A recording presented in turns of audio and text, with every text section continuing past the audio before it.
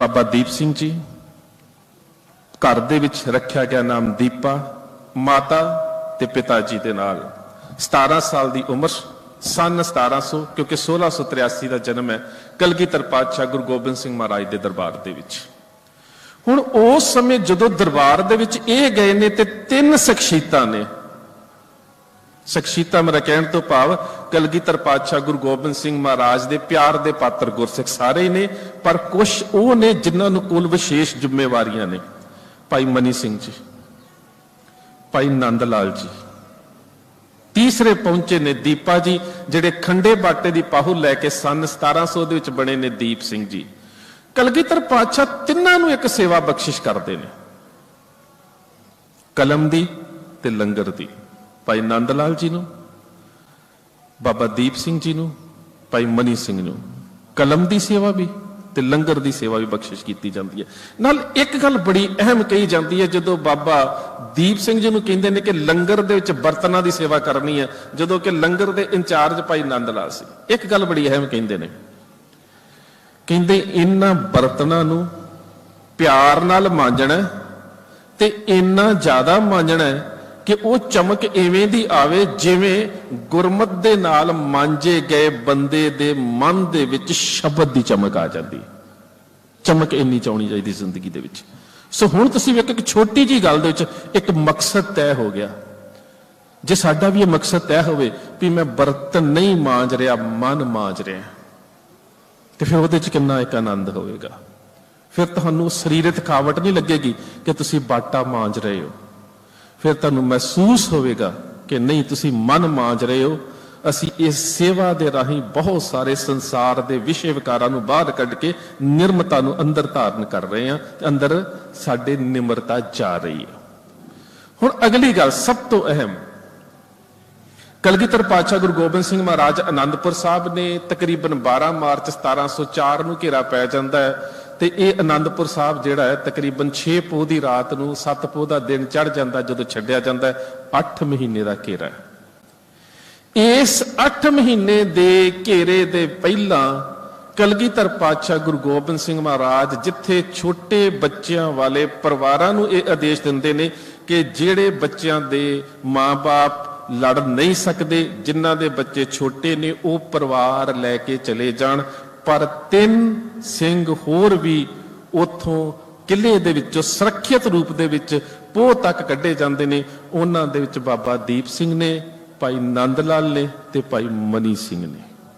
कारण की है? इस कारण नूं समझना पवेगा। एक कारण की है? मैं आरंभ च कहा सी साडे 3 अहम केंद्र ने। एक जिथों असीं पातशाही दावे की गल शुरू की, दूजा जिथे पातशाही दावे की इंप्लीमेंटेशन हुई सानू नवाबी मिली, ते तीजी जिथे पातशाही दावा पेश करने दे वास्ते नीतियां कड़ियां गई दमदमा साहब।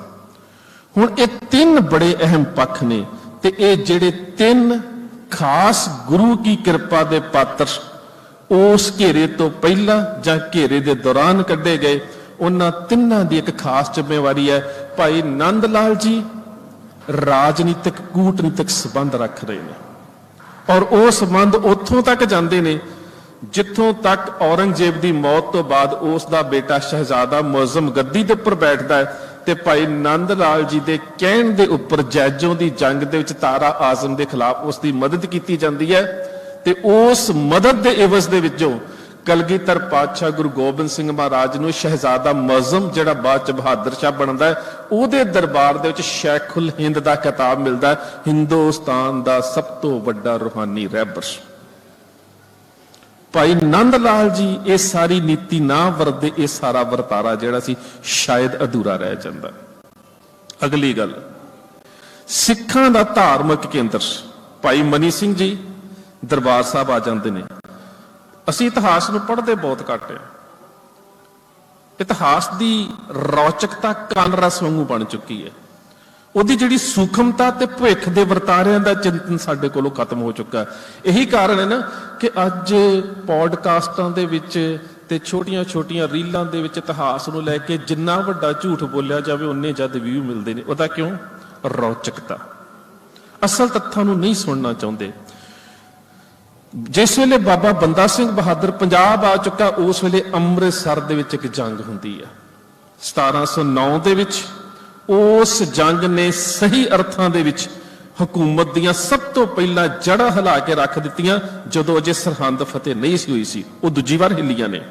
पहली बार इस जंग ने सरहंद तो वध जड़ा हिला के रख दित्तियां। वो जंग भाई मनी सिंह की जथेदारी हेठ लड़ी गई। वो जंग सी 1709 की जंग, जिस दा जिक्र इतिहास दे विच दर्शन दी वार दे विच है। प्यारा सिंह पदम ने उसनूं संपादित किया। भट्टवईयां दे विच बंसावली नामे च उसका जिक्र है, जिहदे जंग दे विच एक शेर पैदा होया सी, जां मुहावरा कह लो, जिहड़ा साडे सारिआं दी जुबान ते चढ़ गया सी उस समय दे जिहड़े सी। देवा नट्ठा, देवा नठ गया, हरसा मारिया, असलम गई लाहौर। ये तीन बड़ियां अहम गल्लां ने। पट्टी दा चौधरी देवा, हर्षे शीनिया वाला हरस है जिहड़ा नशहरे वाला सी, तीजा लाहौर दा असलम खान। जदों हुण ये जंग हुंदी है, इस जंग दे विच एक 92 साल तो वड्डी उम्र दा योधा इस मैदान च जंग के शहीद हुंदा है।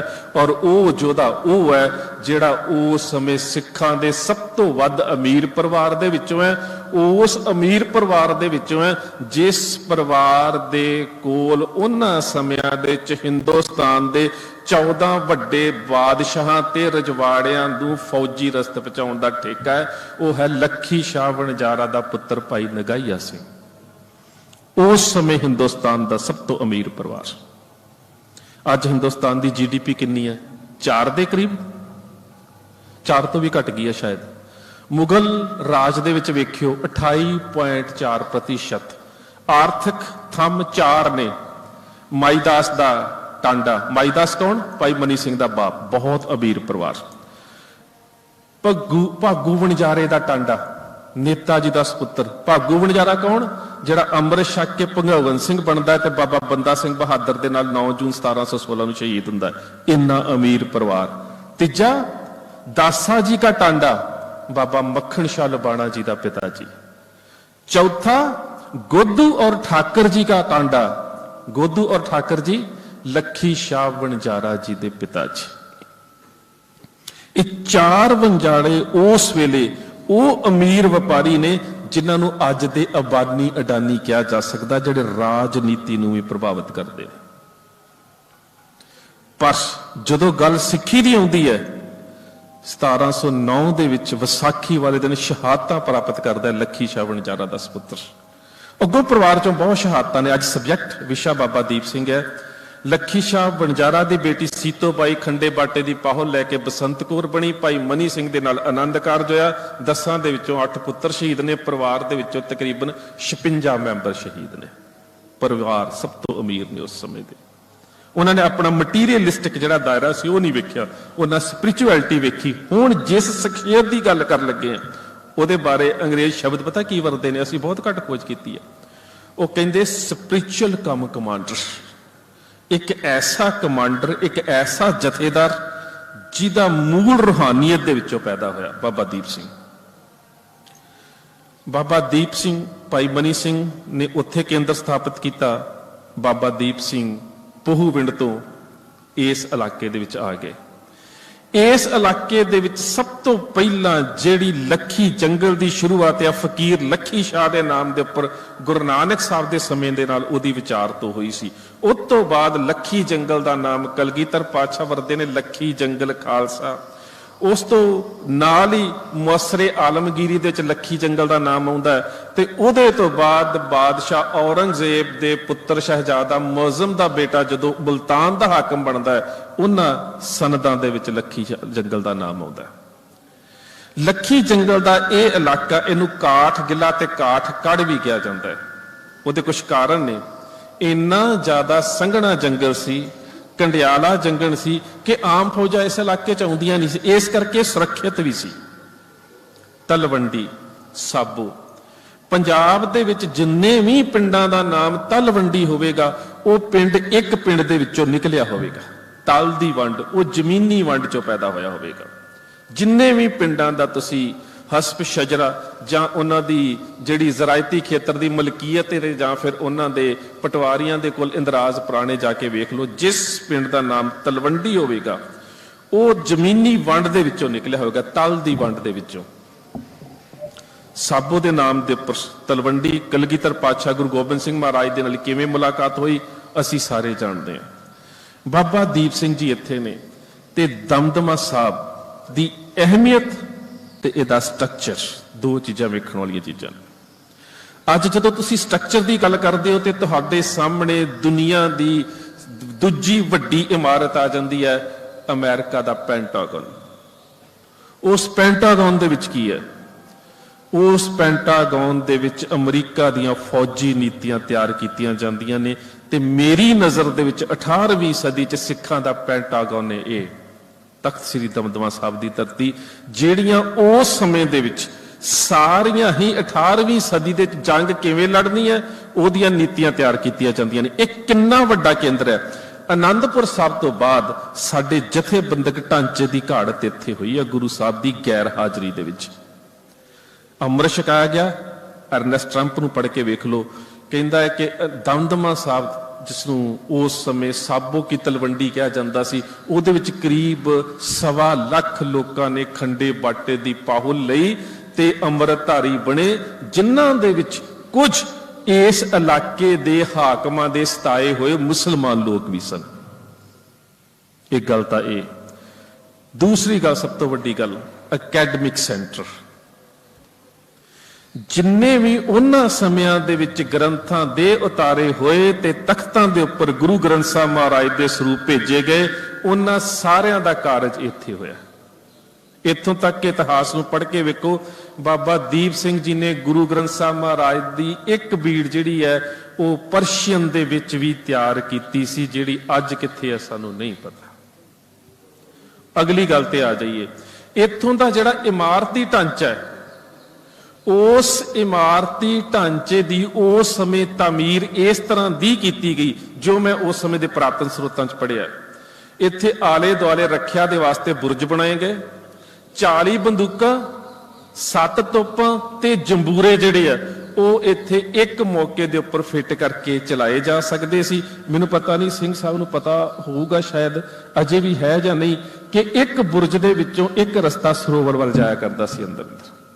ਪਤਾ ਨਹੀਂ ਹੁਣ ਹੈ ਕਿ ਨਹੀਂ, ਪਰ ਉਸ ਸਮੇਂ ਦੇ ਸਰੋਤ ਸਾਨੂੰ ਦੱਸਦੇ ਨੇ ਕਿ ਇਹ ਜਿਹੜੀ ਇਮਾਰਤ ਹੈ ਉਸ ਸਮੇਂ ਦੀ ਜੰਗ ਦੀ ਯੁੱਧ ਨੀਤੀ ਦਾ ਇੱਕ ਕਮਾਲ ਸੀ।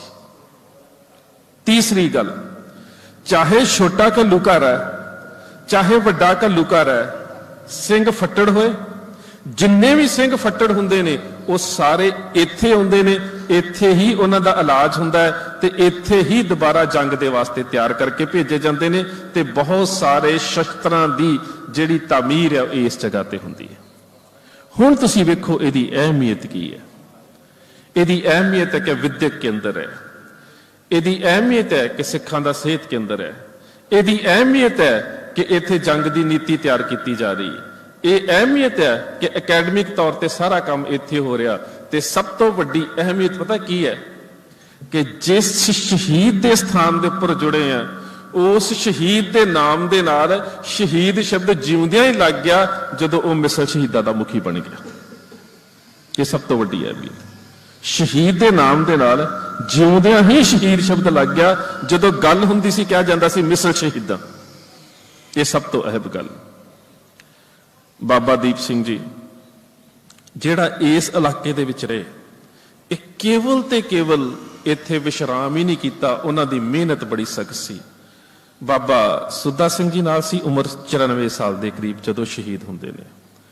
ਉਹਦੇ ਤੋਂ ਇਲਾਵਾ ਸਭ ਤੋਂ ਅਹਿਮ ਗੱਲ, ਜਦੋਂ ਕਲਗੀਧਰ ਪਾਤਸ਼ਾਹ ਗੁਰੂ ਗੋਬਿੰਦ ਸਿੰਘ ਮਹਾਰਾਜ ਨੇ ਆਨੰਦਪੁਰ ਸਾਹਿਬ ਦਾ ਕਿਲ੍ਹਾ ਛੱਡਿਆ ਤੇ ਆਨੰਦਪੁਰ ਸਾਹਿਬ ਦੇ ਜਿਹੜੇ ਧਾਰਮਿਕ ਸਥਾਨ ਨੇ, ਜਿਨ੍ਹਾਂ 'ਚ ਗੁਰਦੁਆਰਾ ਸੀਸਗੰਜ ਜਿੱਥੇ ਗੁਰੂ ਤੇਗ ਬਹਾਦਰ ਸਾਹਿਬ ਦੇ ਸੀਸ ਦਾ ਸੰਸਕਾਰ ਕੀਤਾ ਗਿਆ, ਗੁਰੂ ਕੇ ਮਹਿਲ ਬੀਬੀ ਜੀਤੋ ਜੀ ਦਾ ਸੰਸਕਾਰ ਕੀਤਾ ਗਿਆ, ਜਿਹੜੇ ਇਹ ਅਹਿਮ ਸਾਡੇ ਸਥਾਨ ਸੀ, ਉਹਨਾਂ ਦੀ ਸੇਵਾ ਦਿੱਤੀ ਸੀ ਗੁਰਬਖਸ਼ ਦਾਸ ਉਦਾਸੀ ਨੂੰ। ਤੇ ਜਦੋਂ ਬਾਬਾ ਦੀਪ ਸਿੰਘ ਹੁਣਾਂ ਦੇ ਕੋਲ ਇਸ ਸਾਰੇ ਪ੍ਰਬੰਧ ਦੀ ਜ਼ਿੰਮੇਵਾਰੀ ਆਈ ਤੇ ਉਹਨਾਂ ਨੇ ਸਰਦਾਰ ਗੁਰਬਖਸ਼ ਸਿੰਘ ਲੀਲ, ਜਿਹੜੇ ਬਾਅਦ ਦੇ ਵਿੱਚ ਜ਼ਹਾਨ ਖਾਨ ਦੀਆਂ ਫੌਜਾਂ ਦੇ ਨਾਲ ਲੜ ਕੇ ਸ਼ਹੀਦ ਹੁੰਦੇ ਨੇ, ਉਹਨਾਂ ਨੂੰ ਆਨੰਦਪੁਰ ਸਾਹਿਬ ਭੇਜਿਆ ਤੇ ਆਨੰਦਪੁਰ ਸਾਹਿਬ ਦਾ ਦੁਬਾਰਾ ਪ੍ਰਬੰਧਕੀ ਢਾਂਚਾ ਉਸੇ ਤਰ੍ਹਾਂ ਦੇ ਨਾਲ ਤਿਆਰ ਕੀਤਾ ਗਿਆ। ਹੁਣ ਇਸ ਤਖਤ ਦਾ ਤੇ ਦਰਬਾਰ ਸਾਹਿਬ ਦਾ ਸੰਬੰਧ, ਜਦੋਂ ਸਿੰਘਾਂ ਨੇ ਨਾਦਰ ਸ਼ਾਹ ਤੇ ਹੋਰ ਲਟੇਰਿਆਂ ਨੂੰ ਲੁੱਟਿਆ ਤੇ ਉਹਦੀ ਲੁੱਟ ਦੇ ਵਿੱਚੋਂ ਜਿਹੜਾ ਲੁੱਟਿਆ ਹੋਇਆ ਮਾਲ ਸਾਡੇ ਹੱਥਾਂ ਦੇ ਵਿੱਚ ਆਇਆ ਤੇ ਭਾਈ ਮਨੀ ਸਿੰਘ ਦੇ ਰਾਹੀਂ ਉਹਨਾਂ ਸਭਿਆਂ ਦੇ ਵਿੱਚ 1 ਲੱਖ ਰੁਪਈਆ ਇੱਥੋਂ ਦੀ ਤਾਮੀਰ ਦੇ ਵਾਸਤੇ ਭੇਜਿਆ ਗਿਆ। ਅਸੀਂ ਆਪਣਾ ਇੱਕ ਕੇਂਦਰ ਉਸਾਰਨਾ ਸੀ। ਅੱਜ ਵੱਖਰੀ ਗੱਲ ਹੈ, ਕੇਂਦਰ ਬਹੁਤ ਨੇ, ਕਿਸੇ ਵੀ ਕੇਂਦਰ ਦੇ ਵਿੱਚ ਚੇਤਨਤਾ ਪੈਦਾ ਨਹੀਂ ਹੋ ਰਹੀ। ਉਦੋਂ ਸਾਡੇ ਕੋਲ ਇੱਕ ਸੀ ਤੇ ਅਸੀਂ ਦੁਨੀਆ ਦੀ ਸਭ ਤੋਂ ਵੱਡੀ ਤਾਕਤ ਦੇ ਨਾਲ ਲੜ ਰਹੇ ਸੀ। ਇੱਥੇ ਇੱਕ ਮੈਂ ਅੰਗਰੇਜ਼ ਵਿਦਵਾਨ ਦੇ ਪੜ੍ਹਿਆ, ਇੱਥੇ ਇੱਕ ਨੀਤੀ ਤਿਆਰ ਕੀਤੀ ਜਾਂਦੀ ਸੀ ਜਿਸ ਨੂੰ ਕਿਹਾ ਜਾਂਦਾ ਬਲਿਟਸ ਕ੍ਰੈਗ ਸਟ੍ਰੈਟਜੀ। ਉਹ ਨੀਤੀ ਬੜੀ ਅਹਿਮ ਸੀ। ਅੰਗਰੇਜ਼ਾਂ ਨੂੰ ਉਹਦੀ ਹੁਣ ਸਮਝ ਆਈ ਹੈ।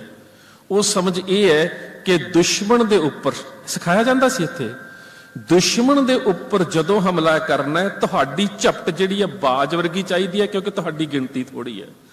ਪਰ ਤੁਸੀਂ 2 ਸ਼ਬਦ ਹੱਲਾ ਤੇ ਹਰਨ, ਹੱਲਾ ਅਟੈਕ ਕਰਨਾ, ਹਰਨ ਹੈ ਡਿਫੈਂਸ ਦੇ ਵਾਸਤੇ ਪਿੱਛੇ ਹਟ ਜਾਣਾ। ਤੁਸੀਂ ਇਹ 2 ਸ਼ਬਦ ਇਸ ਤਰ੍ਹਾਂ ਵਰਤਣੇ ਨੇ ਕਿ ਦੁਸ਼ਮਣ ਹਮੇਸ਼ਾ ਮਾਨਸਿਕ ਦਬਾਅ ਦੇ ਵਿੱਚ ਰਹੇ ਤੇ ਜਦੋਂ ਹਮਲਾ ਕਰਨਾ ਉਦੋਂ ਤਲਵਾਰ ਇਸ ਤਰ੍ਹਾਂ ਵਾਹੁਣੀ ਹੈ ਕਿ ਦੁਸ਼ਮਣ ਸਰੀਰਕ ਦਬਾਅ ਦੇ ਵਿੱਚ ਰਹੇ। ਇਹ 2 ਗੱਲਾਂ ਇੱਥੇ ਸਿਖਾਈਆਂ ਜਾਂਦੀਆਂ ਸੀ। ਇਹਨੂੰ ਅੱਜ ਦੇ ਸਮੇਂ ਦੇ ਵਿੱਚ ਬਲਿਟਸ ਕ੍ਰੈਗ ਸਟ੍ਰੈਟਜੀ ਕਿਹਾ ਜਾਂਦਾ ਹੈ। ਔਰ ਗੁਰੂ ਕੇ ਸਿੱਖਾਂ ਨੇ ਇਹਨੂੰ ਪੰਜਾਬੀ ਦੇ ਚ ਨਾਮ ਦਿੱਤਾ 1.5 ਫੁੱਟ ਦੀ ਜੰਗ। ਪੰਥ ਪ੍ਰਕਾਸ਼ ਨੂੰ ਪੜ੍ਹ ਕੇ ਵੇਖਿਓ, 1.5 ਫੁੱਟ ਦੀ ਜੰਗ। ਅਸੀਂ ਸਰ ਸਾਡਾ ਪੰਜਾਬੀ ਦਾ ਮੁਹਾਵਰਾ ਹੈ ਜੀ 2.5 ਫੁੱਟ ਦੀ ਲੜਾਈ ਹੁੰਦੀ ਹੈ। ਉਹ 2.5 ਫੁੱਟ ਦੀ ਲੜਾਈ ਕੀ ਹੁੰਦੀ ਹੈ? ਪਹਿਲਾ ਫੁੱਟ ਮਾਫੀ ਮੰਗ ਲਓ, ਮੈਂ ਸਿੰਘ ਸਾਹਿਬ ਤੋਂ ਡਰਦਾ ਜੀ, ਮੈਂ ਨਹੀਂ ਤੁਹਾਡੇ ਨਾਲ ਲੜਨਾ, ਮਾਫੀ ਮੰਗ ਲਈ। ਦੂਜੀ ਲੜਦੇ ਆ ਯਾਰ ਵੇਖੀ ਜਾਊ ਕੀ ਹੋਊਗਾ, ਜਾਂ ਇਹ ਨਹੀਂ ਜਾਂ ਮੈਂ ਨਹੀਂ, ਉਹ ਅੱਧਾ ਫੁੱਟ ਹੈ। ਤੇ ਤੀਜਾ ਫੁੱਟ ਹੈ ਭਾਜੀ ਜਾਵਾਂ ਯਾਰ ਮੈਂ ਸਾਹਮਣੇ ਨਹੀਂ ਜਾਣਾ। ਇਹ 2.5 ਫੁੱਟ ਹੁੰਦੇ ਨੇ, ਇੱਕ ਅੱਧਾ ਫੁੱਟ ਤੇ 2 ਪੂਰੇ। ਪਰ ਵੱਡੇ ਘੱਲੂਘਾਰੇ ਦੇ ਵਿੱਚ ਸਰਦਾਰ ਜੱਸਾ ਸਿੰਘ ਆਹਲੂਵਾਲੀਆ ਸਰਦਾਰ ਚੜ੍ਹਤ ਸਿੰਘ ਨੂੰ ਕਹਿੰਦਾ ਹੈ, ਜਦੋਂ ਸਰਦਾਰ ਸੁੱਖਾ ਸਿੰਘ ਦੀ ਲੱਤ ਨੂੰ ਗੋਲਾ ਲੱਗ ਚੁੱਕਾ ਹੈ, ਕਹਿੰਦਾ ਅੱਜ ਦੀ ਜੰਗ 1.5 ਫੁੱਟ ਦੀ ਹੋਵੇਗੀ। 1.5 ਫੁੱਟ ਦਾ ਕਹਿਣ ਤੋਂ ਮਤਲਬ ਕਿ ਦੁਸ਼ਮਣ ਦੇ ਉੱਪਰ ਬਹਾਦਰੀ ਨਾਲ ਹਮਲਾ ਕਰਨਾ ਹੈ, ਪਰ ਹਮਲਾ ਕਰਨ ਦਾ ਨਿਸ਼ਾਨਾ ਕੇਵਲ ਮਰਨਾ ਨਹੀਂ ਹੈ, ਬਚ ਕੇ ਵੀ ਨਿਕਲਣਾ। ਸਾਡੀ ਗਿਣਤੀ ਘੱਟ ਹੈ। 1.5 ਫੁੱਟ ਦੀ ਲੜਾਈ। ਇਹ ਪੰਥ ਪ੍ਰਕਾਸ਼ ਨੂੰ ਪੜ੍ਹ ਕੇ ਵੇਖਿਓ। ਇਹ ਛੋਟੇ ਘੱਲੂਘਾਰੇ ਦੇ ਦੌਰਾਨ ਅੱਧੀ ਰਾਤ ਨੂੰ ਇਹ ਜਿਹੜੀ ਜੰਗ ਦੀ ਨੀਤੀ ਸੀ ਸਰਦਾਰ ਜੱਸਾ ਸਿੰਘ ਆਹਲੂਵਾਲੀਏ ਨੇ ਪੰਥ ਦੇ ਸਿੰਘਾਂ ਦੇ ਸਾਹਮਣੇ ਪੇਸ਼ ਕੀਤੀ, ਪ੍ਰਵਾਨਿਆ ਗਿਆ।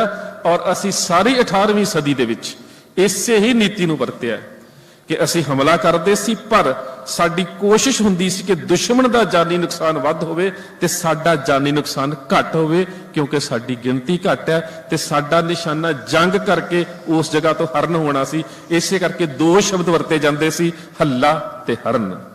ਹੱਲਾ ਕਰਨਾ ਤੇ ਹਰਨ ਹੋ ਜਾਣਾ।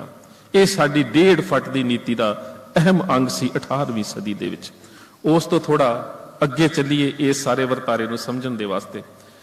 ਬਾਬਾ ਦੀਪ ਸਿੰਘ ਜੀ ਹੁਣਾਂ ਨੇ ਇੱਥੇ ਸਿਹਤ, ਸਿੱਖਿਆ, ਸ਼ਸਤਰ, ਸਿਖਲਾਈ ਤੇ ਕੌਮ ਨੂੰ ਸਹਿਜ ਤੇ ਸੰਜਮ ਦਾ ਉਪਦੇਸ਼ ਦੇਣ ਤੋਂ ਇਲਾਵਾ ਬਹੁਤ ਸਾਰੀਆਂ ਜੰਗਾਂ ਵੀ ਲੜੀਆਂ ਨੇ। ਇੱਕ ਤਾਂ ਜਦੋਂ ਆਲਾ ਜੱਟ, ਮੈਂ ਆਲਾ ਜੱਟ ਇਸ ਕਰਕੇ ਕਹਿਣ ਲੱਗਾ ਕਿ ਉਦੋਂ ਬਾਬੇ ਆਲਾ ਸਿੰਘ ਨੇ ਜੇ ਖੰਡੇ ਬੱਟ ਦੀ ਪਹੁਲ ਨਹੀਂ ਸੀ ਲਈ ਤੇ ਉਸ ਨੂੰ ਜੰਗਨਾਮੇ ਦੇ ਚ ਕਾਜ਼ੀ ਨੂਰ ਮੁਹੰਮਦ ਆਲਾ ਜੱਟ ਹੀ ਲਿਖਦਾ।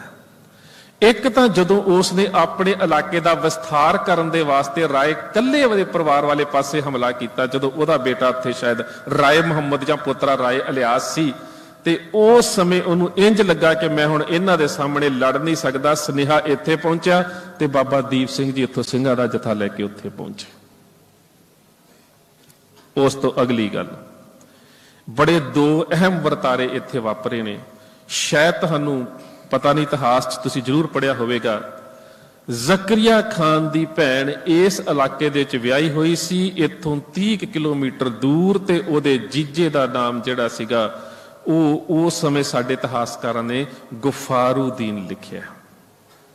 2 ਹਾਕਮ ਇੱਥੋਂ ਦੇ ਥੋੜੇ ਜ਼ਾਲਮ ਸੁਭਾਅ ਦੇ ਸੀ, ਇੱਕ ਨਸੀਰੂਦੀਨ, ਇੱਕ ਗੁਫਾਰੂਦੀਨ। ਇਤਿਹਾਸ ਦੇ ਵਿੱਚ ਬਾਬਾ ਦੀਪ ਸਿੰਘ ਦੇ ਨਾਲ ਉਹਨਾਂ ਦੀ ਵਾਰਤਾਲਾਪ ਤੇ ਜੰਗ ਦੀਆਂ 2 ਗੱਲਾਂ ਸਾਨੂੰ ਸਾਹਮਣੇ ਆਉਂਦੀਆਂ। ਪਹਿਲੀ ਗੱਲ ਤੇ ਇਸੇ ਤਰ੍ਹਾਂ ਦੀਵਾਨ ਲੱਗਾ ਹੋਇਆ, ਸਿੰਘ ਬੈਠੇ, ਗੁਰੂ ਦੀ ਹਜ਼ੂਰੀ 'ਚ ਬਾਬਾ ਦੀਪ ਸਿੰਘ ਬੈਠੇ ਨੇ, ਬੜੀ ਸ਼ਾਂਤੀ ਦੇ ਨਾਲ ਸ਼ਬਦ ਦੀ ਕਥਾ ਹੋ ਰਹੀ ਹੈ। ਗੁਰੂ ਗ੍ਰੰਥ ਸਾਹਿਬ ਦੀ ਕਥਾ ਹੋਇਆ ਕਰਦੀ ਸੀ। बड़ी शांति दे नाल कथा हो रही है, ते एक रो के आ रही बीबी ने ते उस दे पति ने सारी शांति नूं भंग कर दिता। रोंदी हुई गुरु दे दरबार च आ डिगी, कहंदी मेरी बेटी 2 बेटियां नूं नसीरुद्दीन चुक के लै गया। बाबा जी ने उस वेले संतोखिया गुरु पातशाह दा स्वरूप, कथा कीती समाप्त। उस वेले सिंघां नूं कीता तैयार, नसीरू सिंह दे घर ते नसीरुद्दीन दे घर ते हमला कर दिता। जदों नसीरुद्दीन नूं पता लगा बाबा दीप सिंह जी चढ़ के आ रहे ने, कोठे ते चढ़ गया, हाथ खड़े करके कहंदा मेरा कोई कसूर नहीं, मैनूं बख्श लो। वो कोठे ते चढ़ के यह कह रहा मेरा कोई कसूर नहीं, मैनूं बख्श लो, ते थल्ले दरवाजे ते खड़ी ओहदी घरवाली कह रही है बाबा जी मैनूं अपनी बेटी बना लो, साडा कोई कसूर नहीं। कसूर निकलिया भी नहीं। कारण यह सी कि नसीरुद्दीन नूं पता ही नहीं कि कदों उहदे एक फौजदार ने यह कारनामा जां यह करतूत कर दी। ते नसीरुद्दीन नूं जदों पता लगा, उन्हें उस वेले अपने फौजदार ते सिपाहियां नूं सज़ा भी दित्ती ते उन्हां लड़कियां नूं अपने घर विच बड़े प्यार दे नाल रखिया, जिन्हां नूं बाबा दीप सिंह जी ने उस दे घर चों लिया के उस करमचंद ब्राह्मण नूं सौंपिया। दूजा हरिदास ब्राह्मण, हरिदास ब्राह्मण दी बेटी लक्ष्मी जिन्हों चुक के लै गया जकरिया खान दा जीजा गफारुद्दीन। बाबा दीप सिंह जी ने सुनेहा भेजिया इस इलाके दे विच यह कुकर्म नहीं करन दिता जाएगा। उन्हें कहा शांत होकर भगती करो, तुसीं साडे नाल तलवारबाजी नहीं कर सकते।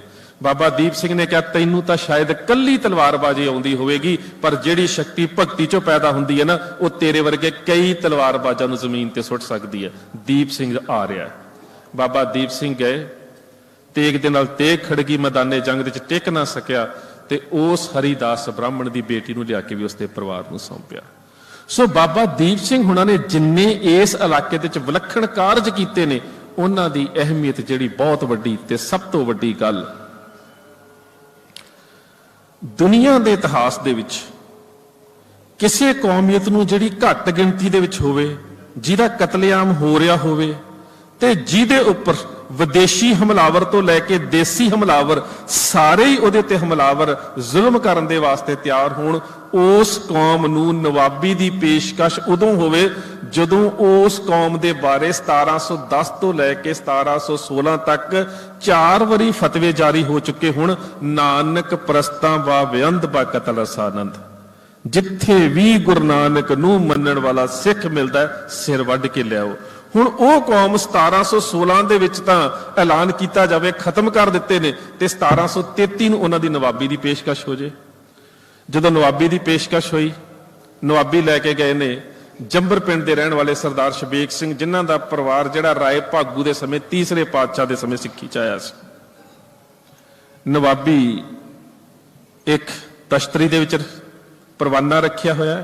सरदार करम सिंह हिस्टोरीयन ने कहा कि मैं वो परवाना वेख्या सी, मैं वो परवाना लिया भी, ते वो परवाना अज मैनू कोई लखां रुपये भी दवे तो मैं दे नहीं सकता, मेरी कौम की अमानत है, अज कित्ते है नहीं पता सानू। करम सिंह हिस्टोरीयन ने उसका जिक्र किया।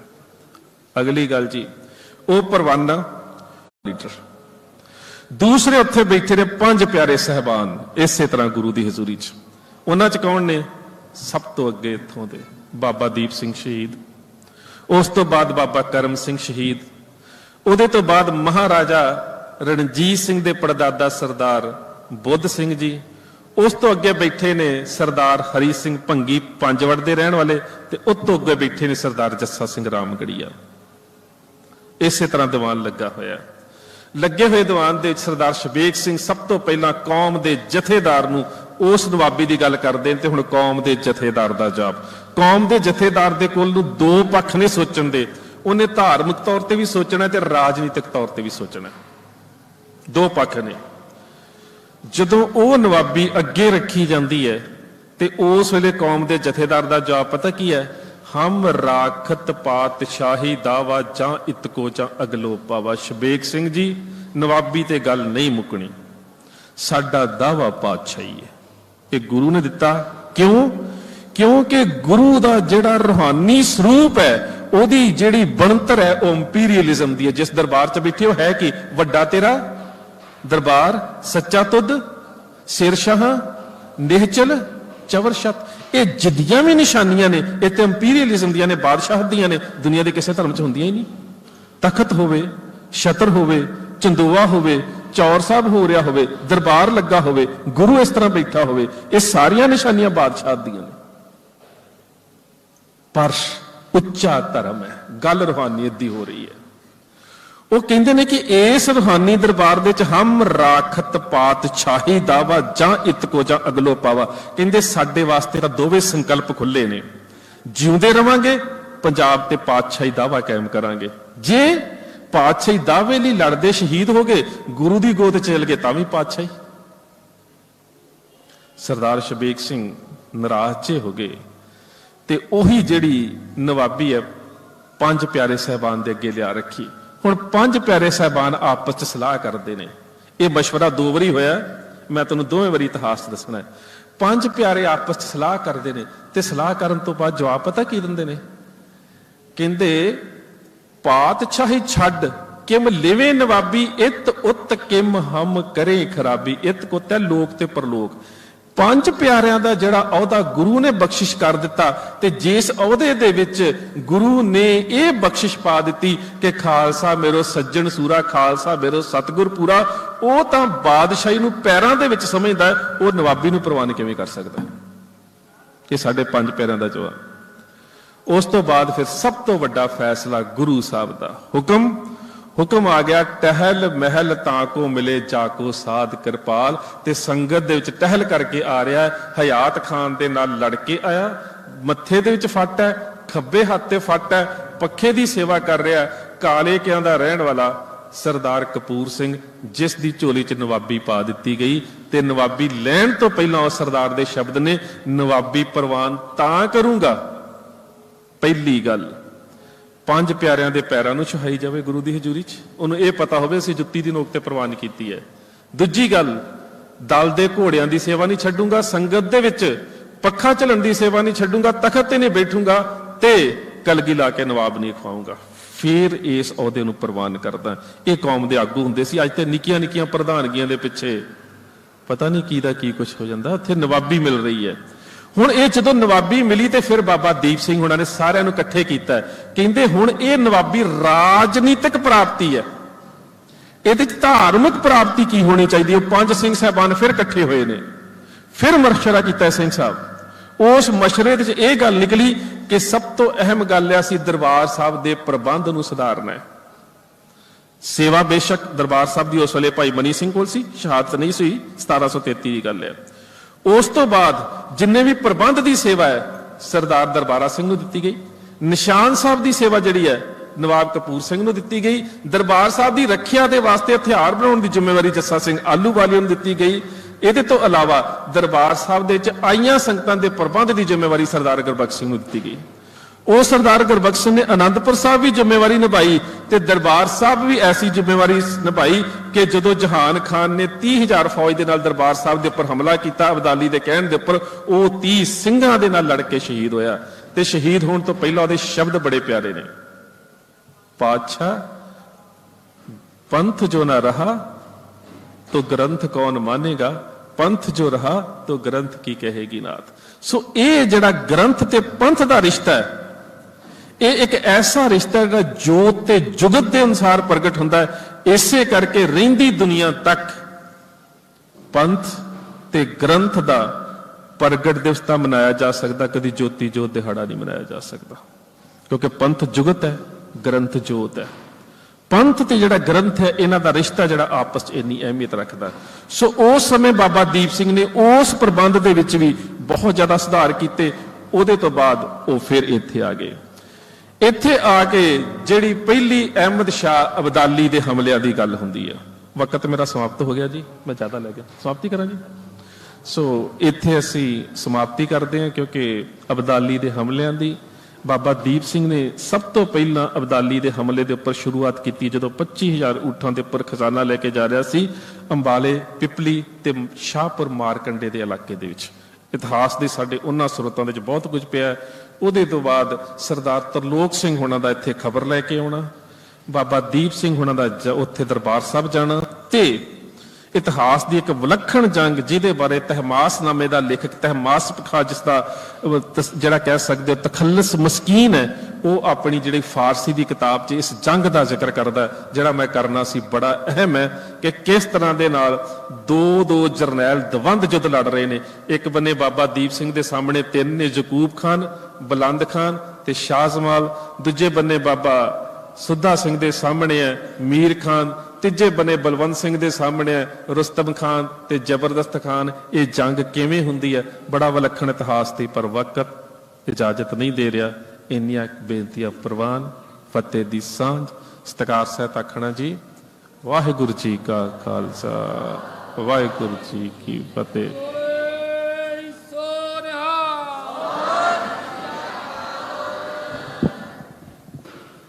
चित तो नहीं सी करता कि मैं इस चलती हुई लड़ी नूं रोक लवां।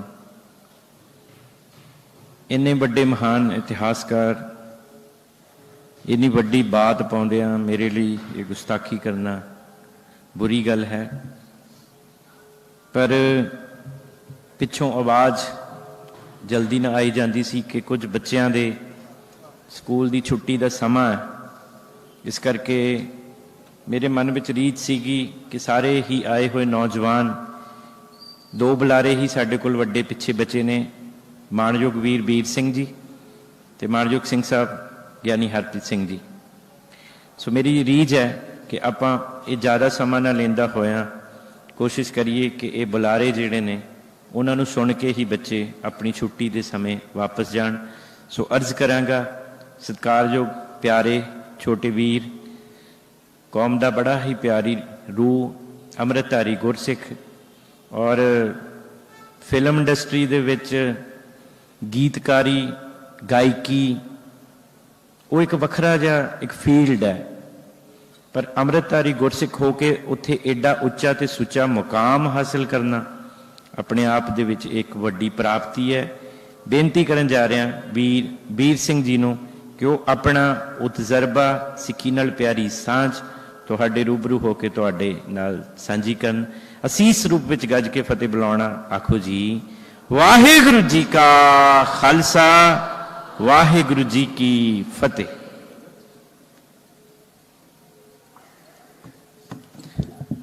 वाहिगुरू जी का खालसा वाहिगुरू जी की फतेह। जिवें कि वीर जी ने हुणे दस्सिया कि समय की थोड़ी जी दिक्कत है, मैं भी मन करके ये चाहूंगा कि ज्यादा समा सिंह साहब नूं मिले, क्योंकि उन्हां दे मुकाबले मैं जो गल्लां कहणियां ने वो बहुत हौलियां होणगियां। मैं कुछ बेनतियां करनियां सिर्फ, जिस उम्र दे विच तुसीं सारे हो, सब तो वड्डी दौड़ हुंदी है किरदार नूं संभालण दी। पग ते दाढ़ी नाल सिर्फ सिक्खी नहीं, सिक्खी किरदार दे नाल है। और इस उम्र दे विच जिसनूं किरदार सांभना आ जाए, वो सारी जिंदगी फिर धर्म की जंग बहुत सौखी लड़ सकता है। सानू एक दूसरे दे नाल बड़े तरह दीयां दिक्कतां, मैं अपने फ्रेंड सर्कल च भी देखा, अपने आस पास भी देखा, तो किसी मित्र नाल किसी गल्लों नहीं बनती, किसी नाल किसी गल्लों नहीं बनती। पर गुरु साहब ने सानू गुणां दी सांझ पाउण लई आख्या ते एक दूसरे दे पर्दे कज्जण लई भी आख्या। आपां सारे एक परिवार हाँ। कितनी सोहनी फिलोसफी है, देखो कि गुरु साहब ने कहा कि तुहाडा सारियां दा जन्म भूमि जो है वो आनंदपुर साहब है। पिता सरबंस तानी साहिबे कमाल धन गुरु गोबिंद सिंह पातशाह, माता साहिब देवा जी। सो इस नाते असी सारे ही भैन भरा आ। मेरे छोटे वीर कोलों जे कोई गलती होगी ना, तो मैं उन्होंने पब्लिकली डिफेम करना शुरू नहीं करूंगा। घर विच आके शायद ਉਹਦੇ 2 थप्पड़ भी ला लवां जां उतना सख्ती भी करा, पर पब्लिकली मैं उन्होंने डिफेम करने की कोशिश नहीं करूंगा। इस वेले अजोके समय दे विच सोशल मीडिया के राही ਸਭ ਤੋਂ ਵੱਧ ਨਫ਼ਰਤ ਇਸ ਤਰੀਕੇ ਨਾਲ ਫੈਲਾਈ ਜਾ ਰਹੀ ਹੈ। ਸਾਡੇ ਹੱਥ ਕੁਝ ਵੀ ਇੱਕ ਐਵੀਡੈਂਸ ਆਉਂਦਾ ਹੈ ਕਿਸੇ ਦੇ ਖਿਲਾਫ, ਅਸੀਂ ਬੜੇ ਚਾਅ ਨਾਲ ਪ੍ਰਮੋਟ ਕਰਦੇ ਹਾਂ ਕਿ ਫਲਾਣਾ ਵੀ ਫੜਿਆ ਗਿਆ, ਉਹ ਵੀ ਫੜਿਆ ਗਿਆ। ਹਜ਼ੂਰ, ਅਸੀਂ ਸਾਰੇ ਹੀ ਬੰਦੇ ਹਾਂ, ਸਾਡੇ ਚੋਂ ਕੋਈ ਵੀ ਪੂਰਾ ਨਹੀਂ, ਸਾਡੀ ਵਾਰੀ ਵੀ ਆ ਸਕਦੀ ਹੈ। ਮਾਟੀ ਕਾ ਕਿਆ ਧੋਪ ਹੈ ਸੁਆਮੀ, ਮਿੱਟੀ ਹਾਂ ਅਸੀਂ, ਮਿੱਟੀ ਧੋਤੀ ਨਹੀਂ ਜਾ ਸਕਦੀ। ਇਸ ਮਿੱਟੀ ਨੂੰ ਸਿਰਫ ਕੰਟਰੋਲ ਹੀ ਕੀਤਾ ਜਾ ਸਕਦਾ ਹੈ, ਉਹ ਵੀ ਬਹੁਤ ਤਕੜੇ ਮਨ ਦੇ ਨਾਲ। ਸੋ ਇਸ ਕਰਕੇ ਇਨਸਾਨੀਅਤ ਦੇ ਨਾਤੇ, ਇਸ ਪਰਿਵਾਰ ਦੇ ਨਾਤੇ ਮੈਂ ਸਿਰਫ ਇੰਨੀ ਬੇਨਤੀ ਕਰਨੀ ਆ ਕਿ ਸੋਸ਼ਲ ਮੀਡੀਆ ਨੂੰ ਬਹੁਤ ਤਰੀਕੇ ਨਾਲ ਵਰਤੋ, ਚੰਗੀਆਂ ਚੀਜ਼ਾਂ ਲਈ ਵਰਤੋ, ਉਪਜਾਊ ਚੀਜ਼ਾਂ ਲਈ ਵਰਤੋ। ਇੱਕ ਦੂਸਰੇ ਦੇ ਖਿਲਾਫ ਜਿਹੜੀ ਨਫ਼ਰਤ ਹੈ ਉਹਨੂੰ ਜਿੰਨਾ ਇਕੱਠਾ ਕਰ ਲਵਾਂਗੇ ਉਨਾ ਸਾਡਾ ਪਰਿਵਾਰ ਖੁਸ਼ਹਾਲ ਰਹੂਗਾ। ਮੀਡੀਆ ਦੇ ਵਿੱਚੋਂ ਵੀ ਮੇਰੇ ਬੜੇ ਪਿਆਰੇ ਵੀਰ ਸ਼ਰਨਾਟ ਹਰਨਵ ਭਾਜੀ, ਇੱਕ ਸਾਡਾ ਹੋਰ ਬੜਾ ਪਿਆਰਾ ਵੀਰ ਹੈ, ਉਹ ਵੀ ਪਹੁੰਚਿਆ ਹੋਇਆ। ਸੋ ਸਾਰਿਆਂ ਨੂੰ ਜੀ ਆਇਆਂ ਨੂੰ। ਤੁਸੀਂ ਬਹੁਤ ਭਾਗਾਂ ਵਾਲੇ ਹੋ, ਕਰਮਾਂ ਵਾਲੇ ਹੋ, ਤੁਸੀਂ ਇਸ ਸਭਾ ਦੇ ਵਿੱਚ ਬੈਠੇ ਹੋ, ਗੁਰੂ ਸਾਹਿਬ ਦੀ ਹਜ਼ੂਰੀ 'ਚ ਬੈਠੇ ਹੋ, ਇਤਿਹਾਸ ਦਾ ਹਿੱਸਾ ਬਣ ਰਹੇ ਹੋ। ਸੋ ਮਹਾਰਾਜ ਤੁਹਾਨੂੰ ਸਾਰਿਆਂ ਨੂੰ ਸਮਤ ਬਖਸ਼ਣ, ਮਿਹਰ ਦਾ ਹੱਥ ਤੁਹਾਡੇ ਸਿਰ ਤੇ ਰੱਖਣ। ਵਾਹਿਗੁਰੂ ਜੀ ਕਾ ਖਾਲਸਾ, ਵਾਹਿਗੁਰੂ ਜੀ ਕੀ ਫਤਿਹ।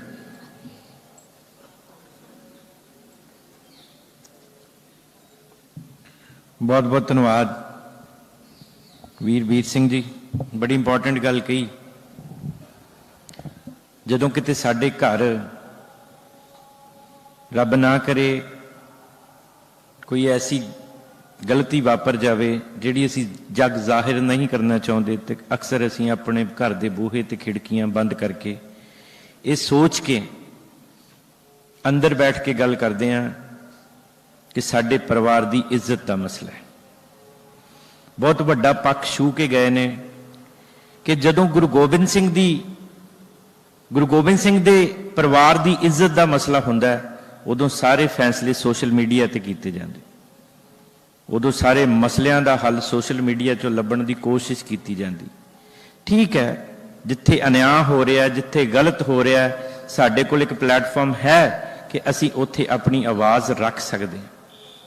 पर जिस ढंग दे नाल, क्योंकि हर एक कौम दे विच कमियां, असी बंदे हैं, हर एक कौम दे विच कमियां पेशियां हुंदियां ने, पर जिस ढंग दे नाल असी एक दूजे दे काटो कलेश दे विच किते किते दुश्मन दी नीति दा भी शिकार हाँ, ते किते किते साडे आपसी मतभेद।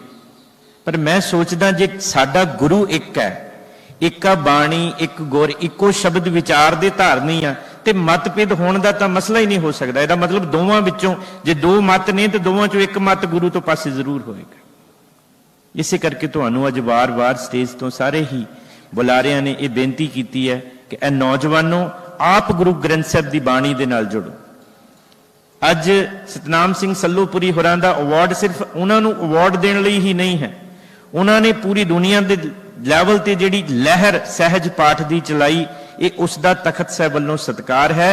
सहज पाठ की इंपॉर्टेंस कितनी है, जदों तुसी आप सहज पाठ बाणी दा करोगे, बाणी दे नाल जुड़ोगे, तुहानू अपनी जिंदगी के सवालों के जवाब में मिलणगे, तुहानू समाजिक हालातां ते सवालों के जवाब भी मिलणगे, तुहानू राजनीतिक तौर के उत्ते जिहड़ी काटो कलेश हो रही है उहदे विचों भी सवालों के जवाब मिलणगे। मानयोग सिंह साहब ज्ञानी हरप्रीत सिंह जी नूं बेनती करन तो पहला यही बेनती करनी तुहानू सारिआं नूं कि तुहाडा कारज तुसी जिंदगी दे उस पड़ाव ते हो जिथे केवल ते केवल अज तुहाडा फोकस सिर्फ ते सिर्फ तुहाडा करियर है।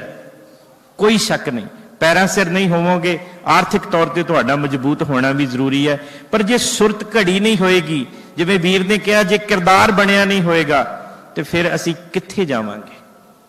कोई भी सानू उंगली लैके सानू पुठे पासे पुठी मत ते पुठे राह तोड़ देवेगा।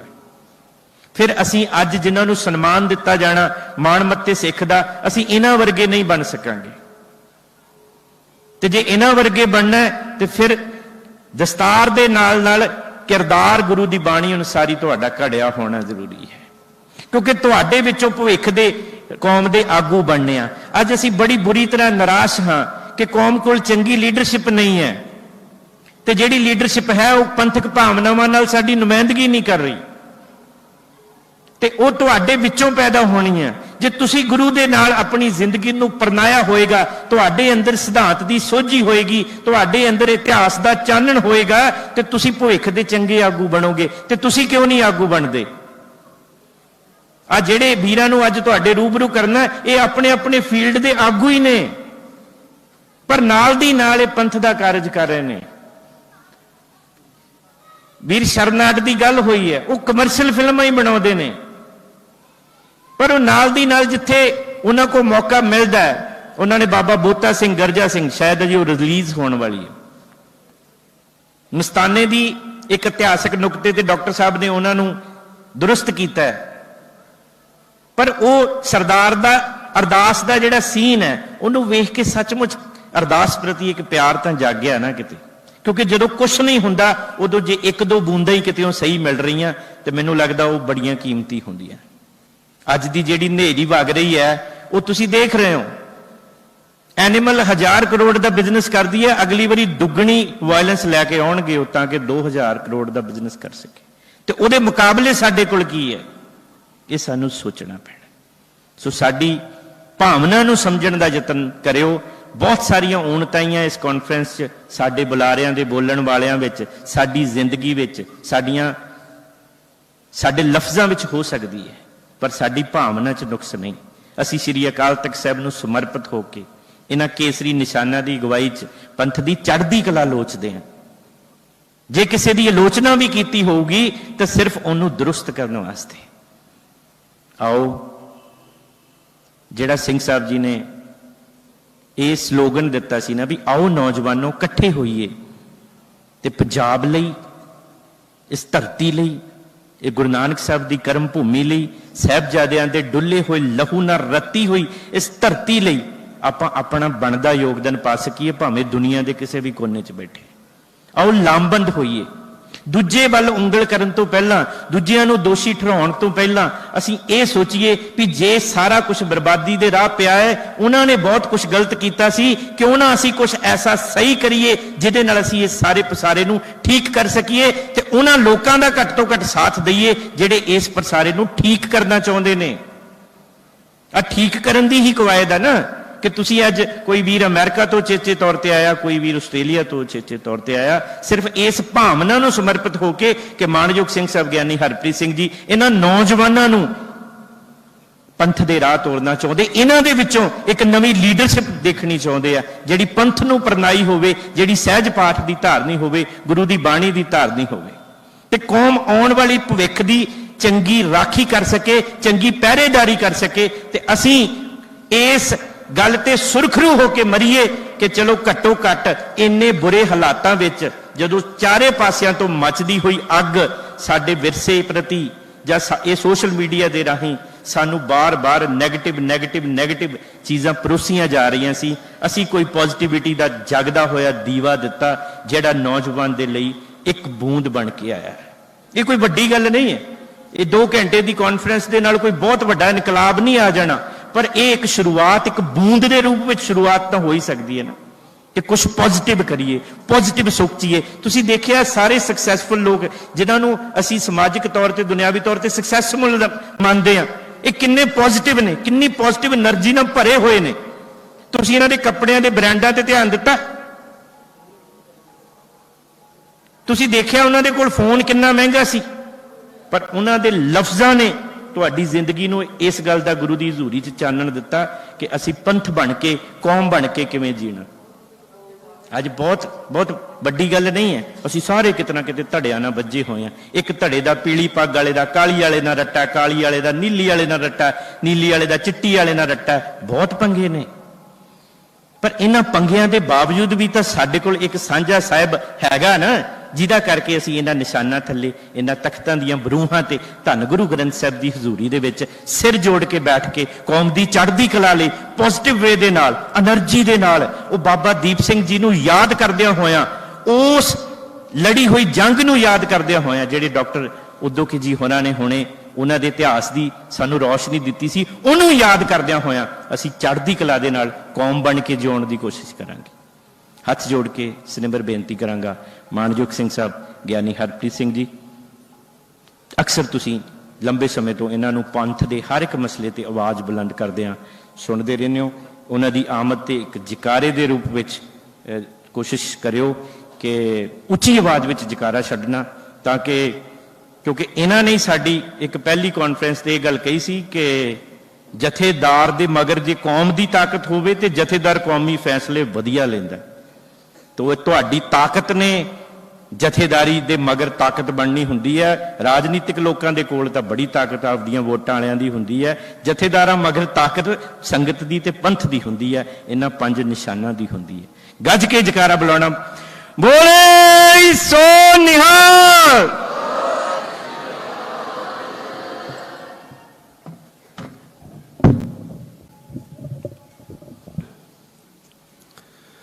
जुग जुग अटल,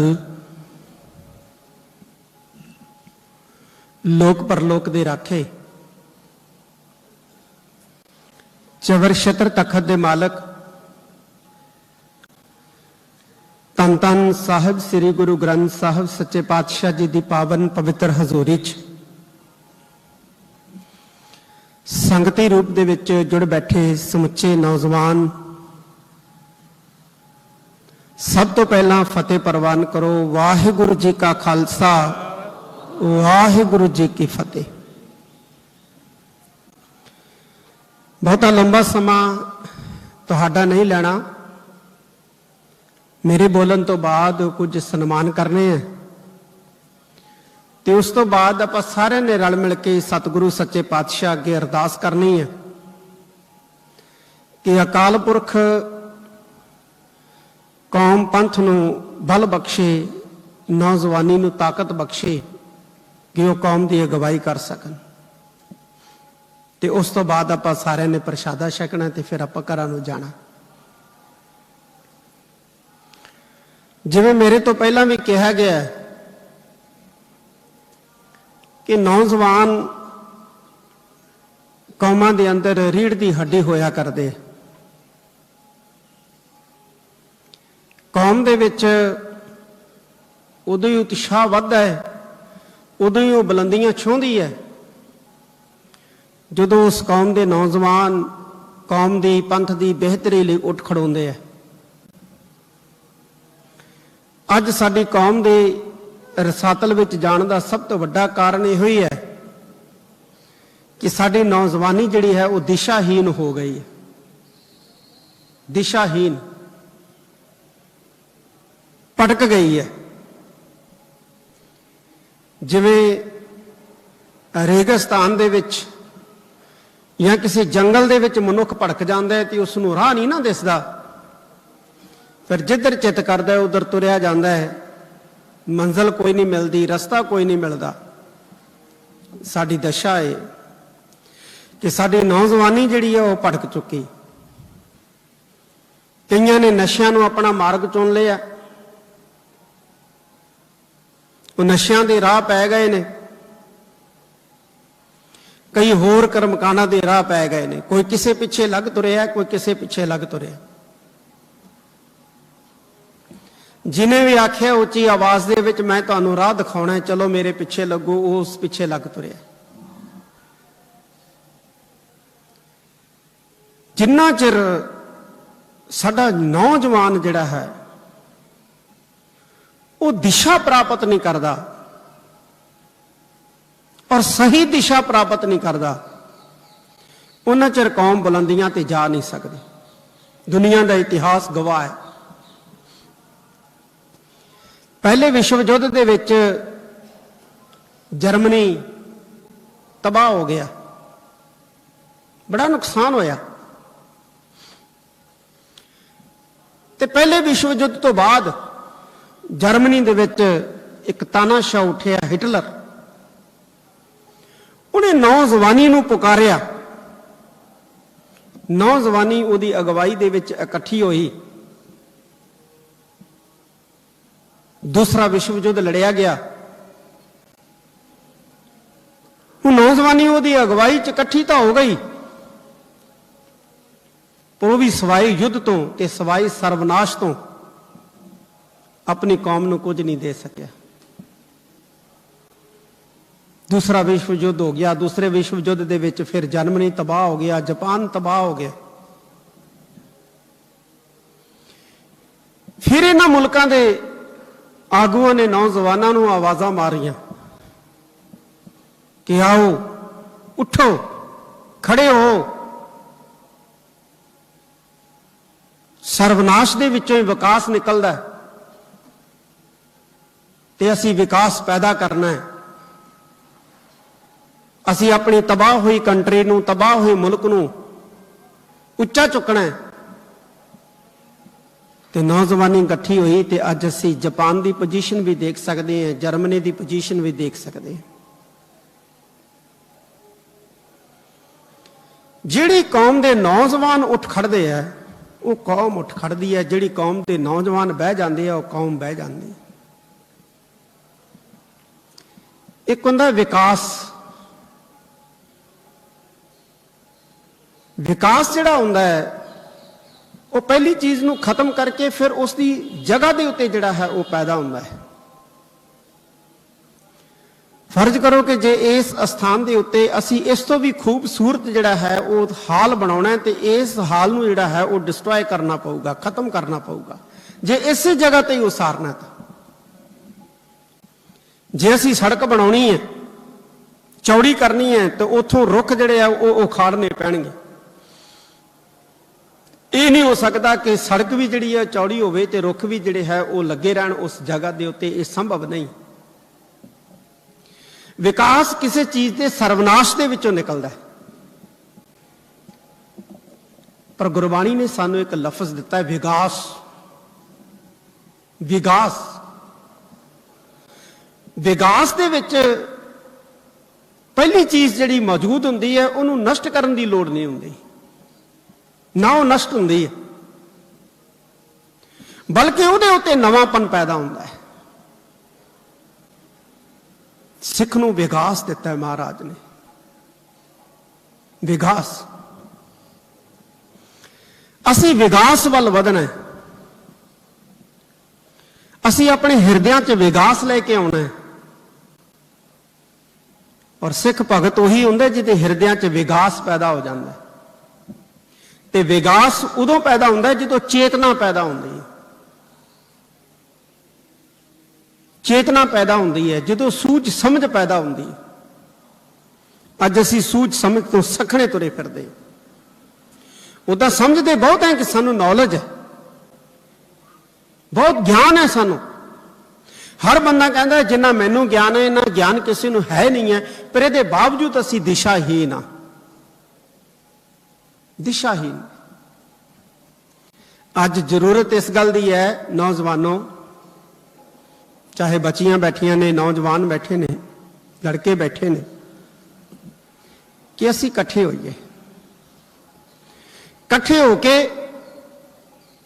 ਜਿਵੇਂ ਮੇਰੇ ਤੋਂ ਪਹਿਲਾਂ ਵੀਰਾਂ ਨੇ ਦੱਸਿਆ ਕਿ ਸੰਸਾਰ ਬੜੀ ਤੇਜ਼ੀ ਨਾਲ ਅੱਗੇ ਵੱਧਦਾ ਜਾ ਰਿਹਾ ਹੈ। ਔਰ ਜੇ ਅਸੀਂ ਵੱਧਦੇ ਹੋਏ ਸੰਸਾਰ ਦੇ ਨਾਲ ਨਾ ਤੁਰਾਂਗੇ, ਪਿੱਛੇ ਰਹਿ ਜਾਾਂਗੇ ਤੇ ਖਤਮ ਹੋ ਜਾਾਂਗੇ। ਸਾਨੂੰ ਵੱਧਦੇ ਹੋਏ ਸੰਸਾਰ ਦੇ ਨਾਲ ਹੀ ਸਪੀਡ ਦੇ ਨਾਲ, ਤੇਜ਼ੀ ਦੇ ਨਾਲ ਜਿਹੜਾ ਹੈ ਉਹ ਦੌੜਨਾ ਪਏਗਾ। ਨਵੀਂ ਨਵੀਂ ਟੈਕਨੋਲੋਜੀ ਆ ਰਹੀ ਹੈ, ਸਾਨੂੰ ਟੈਕਨੋਲੋਜੀ ਦੇ ਹਾਣ ਦਾ ਬਣਨਾ ਪਏਗਾ। ਬਣਨਾ ਪਏਗਾ ਸਾਨੂੰ, ਔਰ ਇਹਦੇ ਲਈ ਪੜ੍ਹਨਾ ਪਏਗਾ। ਔਰ ਅਸੀਂ ਆਪਣੀ ਪੜ੍ਹਾਈ ਨੂੰ ਬ੍ਰੇਕਾਂ ਲਾ ਦਿੱਤੀਆਂ। ਅਸੀਂ ਸੁਪਨਾ ਸਿਰਜ ਲਿਆ ਕਿ +2 ਕਰਨੀ ਹੈ, ਉਸ ਤੋਂ ਬਾਅਦ ਆਈਲੈਟਸ ਕਰਨੀ ਹੈ ਤੇ ਬਾਹਰ ਚਲੇ ਜਾਣਾ ਹੈ। ਬਾਹਰ ਜਾ ਕੇ ਕੀ ਕਰਨਾ? ਇਹ ਸੁਪਨਾ ਨਹੀਂ ਸਿਰਜਿਆ ਕਿ ਬਾਹਰ ਜਾ ਕੇ ਅਸੀਂ ਕੋਈ ਸਾਇੰਟਿਸਟ ਬਣਨਾ ਹੈ, ਬਾਹਰ ਜਾ ਕੇ ਅਸੀਂ ਕੋਈ IT ਦੇ ਖੇਤਰ ਦੇ ਵਿੱਚ ਜਾਣਾ ਹੈ, ਬਾਹਰ ਜਾ ਕੇ ਅਸੀਂ ਕੋਈ ਸਾਇੰਸਦਾਨ ਬਣਨਾ ਹੈ, ਬਾਹਰ ਜਾ ਕੇ ਅਸੀਂ ਕੋਈ ਬਿਜ਼ਨਸਮੈਨ ਬਣਨਾ ਹੈ। ਬਸ ਬਾਹਰ ਜਾ ਕੇ ਅਸੀਂ ਲੇਬਰ ਕਰਨੀ, ਲੇਬਰ ਕਰਨੀ, ਔਰ ਲੇਬਰ ਕਰ ਰਹੇ ਹਾਂ। ਜੇ ਇਹ ਸੁਪਨਾ ਲੈ ਕੇ ਅਸੀਂ ਬਾਹਰ ਜਾਈਏ ਨਾ, ਜਾਂ ਬਾਹਰ ਜਾਂਦੇ ਹੋਈਏ ਕਿ ਅਸੀਂ ਉਹਨਾਂ ਮੁਲਕਾਂ ਦੇ ਵਿੱਚ ਜਾ ਕੇ ਉੱਚ ਵਿੱਦਿਆ ਪੜ੍ਹਨੀ ਹੈ ਤੇ ਉੱਚੇ ਮੁਕਾਮ ਹਾਸਲ ਕਰਨੇ ਹੈ, ਫਿਰ ਸਾਨੂੰ ਕੋਈ ਟੈਨਸ਼ਨ ਨਹੀਂ ਹੈ, ਫਿਰ ਸਾਨੂੰ ਕੋਈ ਚਿੰਤਾ ਨਹੀਂ ਹੈ। ਸਗੋਂ ਖੁਸ਼ੀ ਹੋਣੀ ਕਿ ਸਾਡਾ ਨੌਜਵਾਨ ਬਾਹਰ ਜਾ ਰਿਹਾ ਹੈ ਉਚੇਰੀ ਵਿੱਦਿਆ ਲੈਣ ਵਾਸਤੇ। ਸਾਇੰਟਿਸਟ ਬਣਨ ਵਾਸਤੇ ਜਾ ਰਹੇ ਆ, ਵੱਡੇ ਵੱਡੇ ਵਕੀਲ ਬਣਨ ਵਾਸਤੇ ਜਾ ਰਹੇ, ਡਾਕਟਰ ਬਣਨ ਵਾਸਤੇ ਜਾ ਰਹੇ, ਇੰਜੀਨੀਅਰ ਬਣਨ ਵਾਸਤੇ ਜਾ ਰਹੇ। ਚਿੰਤਾ ਇਸ ਗੱਲ ਦੀ ਹੈ ਕਿ ਸਾਡਾ ਜਿਹੜਾ ਨੌਜਵਾਨ ਹੈ ਉਹ ਲੇਬਰ ਕਰਨ ਵਾਸਤੇ ਜਾ ਰਿਹਾ ਹੈ, ਮਜ਼ਦੂਰੀ ਕਰਨ ਵਾਸਤੇ ਜਾ ਰਿਹਾ, ਦਿਹਾੜੀ ਕਰਨ ਵਾਸਤੇ ਜਾ ਰਿਹਾ, ਦਿਹਾੜੀ ਕਰਨ ਵਾਸਤੇ ਜਾ ਰਿਹਾ। ਇਹ ਸਾਨੂੰ ਚਿੰਤਾ ਹੈ ਸਭ ਤੋਂ ਵੱਡੀ, ਔਰ ਦਿਹਾੜੀ ਕਰ ਰਿਹਾ ਜਾ ਕੇ ਉੱਥੇ। ਇਹ ਸਭ ਤੋਂ ਵੱਡੀ ਚਿੰਤਾ ਹੈ, ਇਹ ਸਭ ਤੋਂ ਵੱਡਾ ਫਿਕਰ ਹੈ। ਇਸ ਲਈ ਸੋਚ ਬਣਾਓ ਕਿ ਅਸੀਂ ਪੜ੍ਹਨਾ ਹੈ ਔਰ ਪਾਏਦਾਰ ਪੜ੍ਹਨਾ ਹੈ, ਉਚੇਰੀ ਤੇ ਵਧੀਆ ਵਿੱਦਿਆ ਜਿਹੜੀ ਹੈ ਉਹ ਹਾਸਲ ਕਰਨੀ। ਇਹ ਆਪਣਾ ਲਕਸ਼ ਜਿਹੜਾ ਹੈ ਉਹ ਸਾਡਾ ਹੋਣਾ ਚਾਹੀਦਾ ਹੈ। ਫਿਰ ਅਸੀਂ ਸਮੇਂ ਦੇ ਹਾਣ ਦਾ ਬਣ ਸਕਾਂਗੇ, ਫਿਰ ਅਸੀਂ ਕੌਮਾਂ ਨੂੰ ਬੁਲੰਦੀਆਂ ਤੇ ਲਿਜਾ ਸਕਾਂਗੇ। ਕਿਉਂਕਿ ਜਿਸ ਕਿਸਮ ਦੇ ਹਾਲਾਤ ਬਣ ਚੁੱਕੇ ਆ ਨਾ, ਉਸ ਕਿਸਮ ਦੇ ਹਾਲਾਤਾਂ ਦੇ ਵਿੱਚੋਂ ਅਸੀਂ ਤਾਂ ਹੀ ਸਰਵਾਈਵ ਕਰ ਸਕਦੇ ਹਾਂ ਜੇ ਅਸੀਂ ਉਚੇਰੀ ਵਿੱਦਿਆ ਵੱਲ ਜਿਹੜਾ ਹੈ ਉਹ ਧਿਆਨ ਦੇਵਾਂਗੇ, ਉੱਚ ਸਿੱਖਿਆ ਵੱਲ ਧਿਆਨ ਦੇਵਾਂਗੇ। ਇਹ ਟਾਰਗੇਟ ਨਹੀਂ ਹੈ ਕਿ ਮੈਂ ਚਲੇ ਜਾਣਾ ਹੈ, ਫਿਰ ਮੈਂ ਆਪਣੀ ਭੈਣ ਨੂੰ ਲੈ ਜਾਣਾ, ਫਿਰ ਭਰਾ ਨੂੰ ਲੈ ਜਾਣਾ, ਫਿਰ ਮਾਂ-ਬਾਪ ਨੂੰ ਲੈ ਜਾਣਾ। ਤੇ ਮਾਂ-ਬਾਪ ਦਾ ਵੀ ਇਹ ਟੀਚਾ ਹੈ ਕਿ ਪਹਿਲਾਂ ਸਾਡੀ ਬੱਚੀ ਜਾਏਗੀ ਜਾਂ ਪਹਿਲਾਂ ਬੱਚਾ ਜਾਏਗਾ, ਫਿਰ ਉਹਦੇ ਨਾਲ ਸਾਡੇ ਬਾਕੀ ਬੱਚੇ ਚਲੇ ਜਾਣਗੇ, ਫਿਰ ਅਸੀਂ ਵੀ ਚਲੇ ਜਾਵਾਂਗੇ। ਇਹ ਬਹੁਤ ਗਲਤ ਧਾਰਨਾ ਪੈਦਾ ਹੋ ਰਹੀ ਹੈ, ਕਿਉਂਕਿ ਜਿਸ ਕਿਸਮ ਦੇ ਹਾਲਾਤ ਬਣਦੇ ਜਾ ਰਹੇ, ਜਿਸ ਕਿਸਮ ਦੀਆਂ ਮੁਸ਼ਕਲਾਂ ਪੈਦਾ ਹੁੰਦੀਆਂ ਜਾ ਰਹੀਆਂ, ਉਹਨਾਂ ਮੁਸ਼ਕਲਾਂ ਦਾ ਹੱਲ ਜਿਹੜਾ ਹੈ ਉਹ ਅਸੀਂ ਹੀ ਖੋਜਣਾ ਹੈ। ਬਹੁਤ ਵੱਡੀਆਂ ਚੁਣੌਤੀਆਂ ਸਾਡੇ ਲਈ ਪੈਦਾ ਹੋ ਰਹੀਆਂ। ਮੀਡੀਆ ਦਾ ਮਿਆਰ ਜਿਹੜਾ ਹੈ ਉਹ ਇਸ ਹੱਦ ਤੱਕ ਜਿਹੜਾ ਹੈ, ਖਾਸ ਤੌਰ ਦੇ ਉੱਤੇ ਸੋਸ਼ਲ ਮੀਡੀਆ ਦਾ ਜਿਹੜਾ ਹੈ ਉਹ ਮਿਆਰ ਜਿਹੜਾ ਹੈ ਉਹ ਬਹੁਤ ਡਾਊਨ ਚਲਾ ਗਿਆ। ਜੇ ਅਸੀਂ ਪੰਜਾਬ ਦੀ ਗੱਲ ਕਰੀਏ ਜਾਂ ਇੰਡੀਆ ਦੀ ਗੱਲ ਕਰੀਏ ਤਾਂ ਹਰ ਆਪਣੇ ਆਪ ਨੂੰ ਮੀਡੀਆ ਚੈਨਲ ਜਿਹੜਾ ਹੈ ਉਹ ਕੀ ਕਰ ਰਿਹਾ ਹੈ, ਅਨਰਿਸਪੌਂਸੀਬਲ ਜਿਹੜਾ ਬੰਦਾ ਹੁੰਦਾ ਨਾ ਉਹਦੇ ਮੂੰਹ ਅੱਗੇ ਮਾਈਕ ਕਰ ਦਿੰਦਾ। ਅਨਰਿਸਪੌਂਸੀਬਲ ਗੈਰ ਜ਼ਿੰਮੇਵਾਰ ਬੰਦੇ ਦੇ ਮੂੰਹ ਅੱਗੇ ਮਾਈਕ ਕਰ ਦਿੱਤਾ ਜਾਂਦਾ, ਫਿਰ ਜੋ ਉਹ ਬੋਲਦਾ ਉਹਨੂੰ ਸਾਰੀ ਕੌਮ ਦਾ ਬਣਾ ਕੇ ਪੇਸ਼ ਕੀਤਾ ਜਾਂਦਾ ਵੀ ਇਹ ਕੌਮ ਬੋਲ ਰਹੀ ਹੈ, ਕੌਮ ਦੀ ਥਿੰਕਿੰਗ, ਇਹ ਸਮੁੱਚੀ ਕੌਮ ਦੀ ਸੋਚ ਹੈ। ਕਿੱਡੀ ਕਮਾਲ ਦੀ ਗੱਲ ਹੈ, ਕੌਮ ਦੀ ਸੋਚ ਕਿਵੇਂ ਹੋ ਸਕਦੀ? ਇੱਕ ਅਨਰਿਸਪੌਂਸੀਬਲ ਬੰਦਾ ਸੜਕ ਦੇ ਕੰਢੇ ਤੁਰਿਆ ਜਾ ਰਿਹਾ ਹੈ, ਤੁਸੀਂ ਉਹਦੇ ਮੂੰਹ ਅੱਗੇ ਮਾਈਕ ਕਰ ਦਿੱਤਾ ਹੈ, ਉਹ ਬੋਲਿਆ, ਚੰਗਾ ਬੋਲਿਆ, ਮਾੜਾ ਬੋਲਿਆ, ਕੁਝ ਵੀ ਬੋਲਿਆ, ਉਹ ਸਾਰੀ ਕੌਮ ਦਾ ਬੋਲਿਆ ਕਿਵੇਂ ਹੋ ਸਕਦਾ ਹੈ? ਜਾਂ ਉਹਦੀ ਜਿਹੜੀ ਸੋਚ ਉਹਨੇ ਪ੍ਰਗਟ ਕੀਤੀ ਆਪਣੇ ਲਫ਼ਜ਼ਾਂ ਰਾਹੀਂ, ਉਹਦੀ ਪੂਰੀ ਸਮੁੱਚੀ ਕੌਮ ਦੀ ਸੋਚ ਕਿਵੇਂ ਹੋ ਸਕਦੀ ਹੈ? ਪਰ ਇਸ ਤਰ੍ਹਾਂ ਦਾ ਨੈਰੇਟਿਵ ਸਿਰਜਿਆ ਜਾਂਦਾ ਹੈ। ਇਹ ਵੀ ਦੇਖ ਰਹੇ ਹਾਂ ਅਸੀਂ ਸਾਰੇ ਸੋਸ਼ਲ ਮੀਡੀਆ ਦੇ ਅੰਦਰ। ਇਹ ਕੀ ਹੋ ਰਿਹਾ ਹੈ? ਤਾਂ ਸਾਨੂੰ ਇਹਨਾਂ ਸਾਰੀਆਂ ਪਰਿਸਥਿਤੀਆਂ ਦੇ ਵਿੱਚੋਂ ਜਿਹੜਾ ਹੈ ਉਹ ਬਾਹਰ ਨਿਕਲਣਾ ਪਏਗਾ, ਔਰ ਬਾਹਰ ਕੌਮ ਨੂੰ ਵੀ ਕੱਢਣਾ ਪਏਗਾ। ਤੇ ਕੌਣ ਕੱਢ ਸਕਦਾ? ਸਾਡੀ ਨੌਜਵਾਨੀ ਕੱਢ ਸਕਦੀ। ਮੈਂ ਇੱਕ ਐਗਜ਼ਾਮਪਲ ਦਿੰਦਾ। ਅਯੁੱਧਿਆ ਦੇ ਵਿੱਚ ਰਾਮ ਮੰਦਿਰ ਦਾ ਉਦਘਾਟਨ ਹੋਇਆ।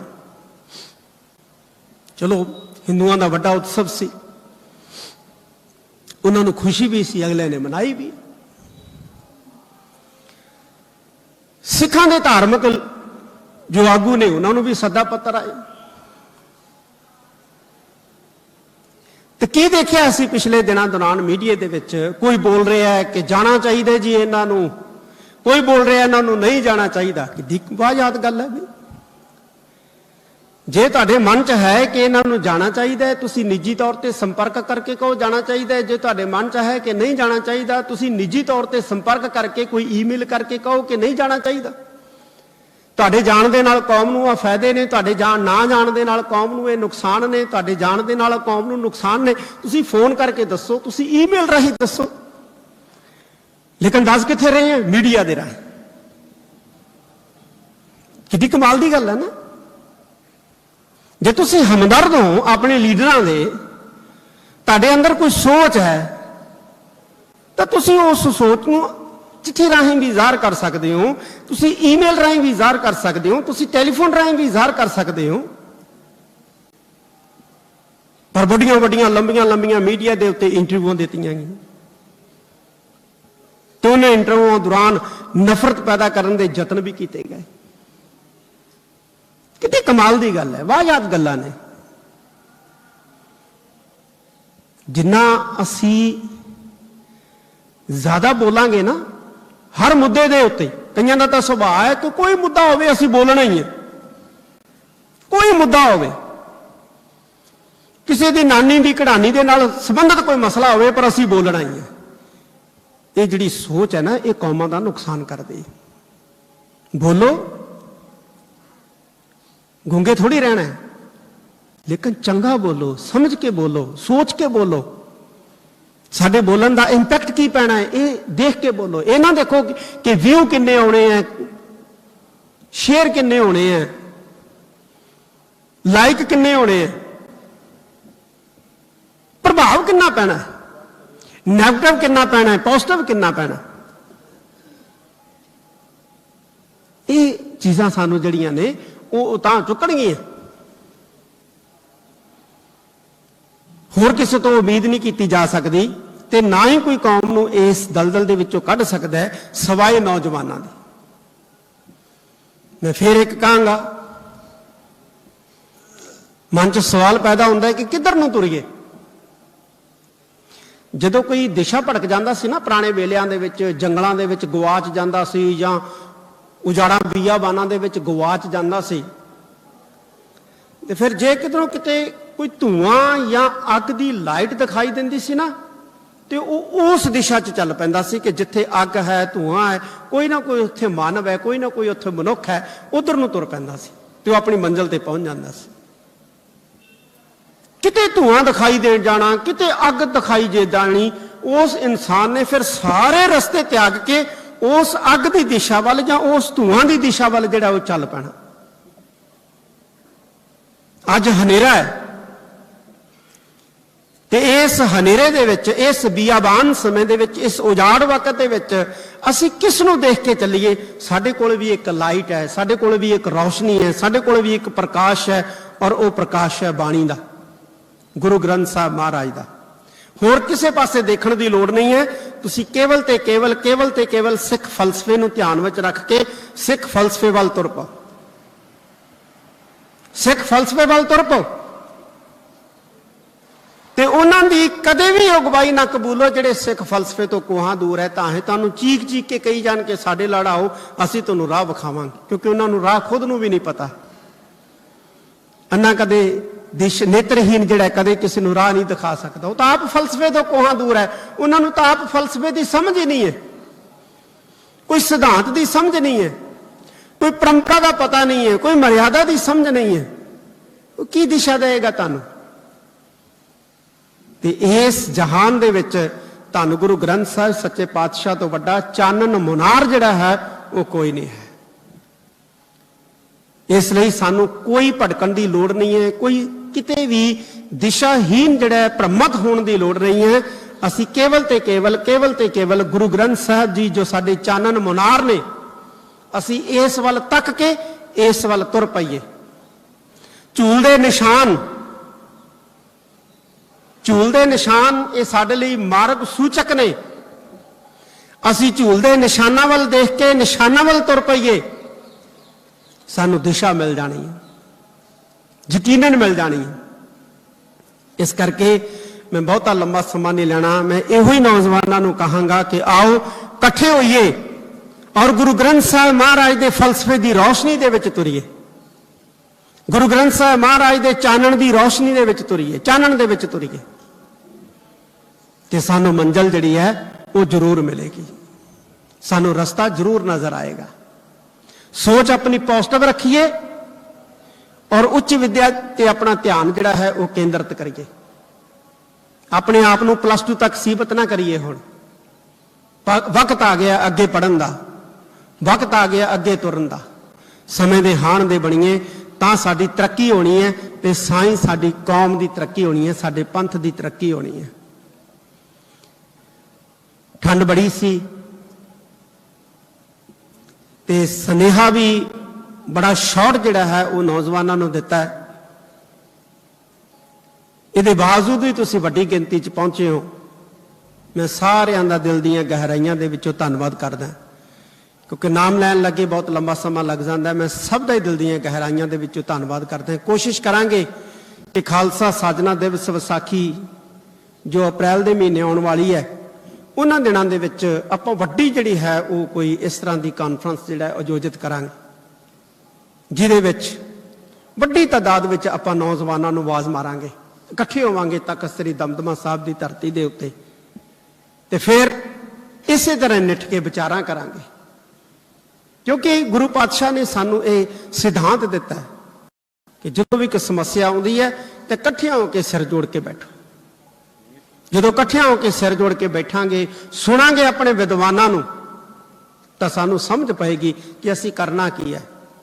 ਤਾਂ ਵਿਸਾਖੀ ਦੇ ਦਿਹਾੜਿਆਂ ਦੇ ਉੱਤੇ, ਕਿਉਂਕਿ ਉਦੋਂ ਮੌਸਮ ਵੀ ਬੜਾ ਖੁੱਲ੍ਹ ਜਾਂਦਾ ਹੈ, ਸਾਫ਼ ਹੋ ਜਾਂਦਾ ਹੈ, ਨਾ ਸਰਦੀ ਬਹੁਤੀ ਹੁੰਦੀ ਹੈ ਤੇ ਗਰਮੀ ਅਜੇ ਆਉਣੀ ਹੁੰਦੀ ਹੈ, ਉਸ ਵਕਤ ਦੇ ਵਿੱਚ ਆਪਾਂ ਇਸ ਤੋਂ ਵੀ ਵੱਡੀ ਗਿਣਤੀ ਦੇ ਵਿੱਚ ਜਿਹੜੇ ਹੈ ਉਹ ਇਕੱਠੇ ਹੋਵਾਂਗੇ।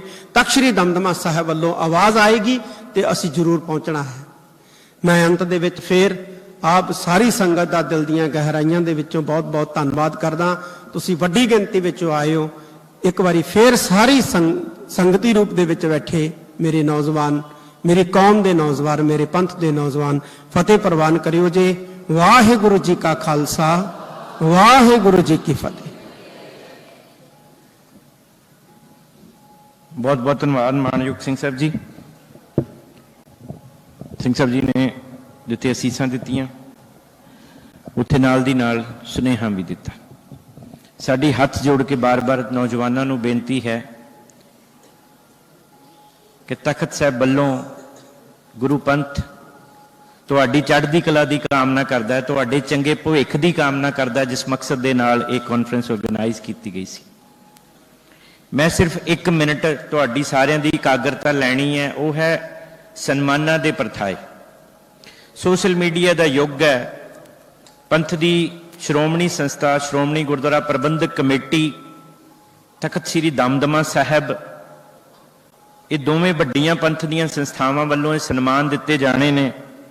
ਤੇ ਅੱਜ ਕੱਲ ਤੁਸੀਂ ਦੇਖਿਆ ਹੈ ਕਿ ਸੋਸ਼ਲ ਮੀਡੀਆ ਤੇ ਹਰ ਉਹ ਬੰਦਾ ਜਿਹੜਾ ਸਵੇਰੇ ਉੱਠ ਕੇ ਸ਼ਾਇਦ ਆਪ ਅਜੇ ਮੂੰਹ ਨਹੀਂ ਧੋਤਾ ਹੁੰਦਾ ਤੇ ਉਹ ਕਿਸੇ ਪ੍ਰਥਾਏ ਵੀ ਕੁਝ ਵੀ ਆਪਣੀ ਲਾਈਨ ਜਿਹੜੀ ਹੈ ਉਹ ਗਲਤ ਲਿਖਦਾ ਹੈ, ਬੋਲਦਾ ਹੈ।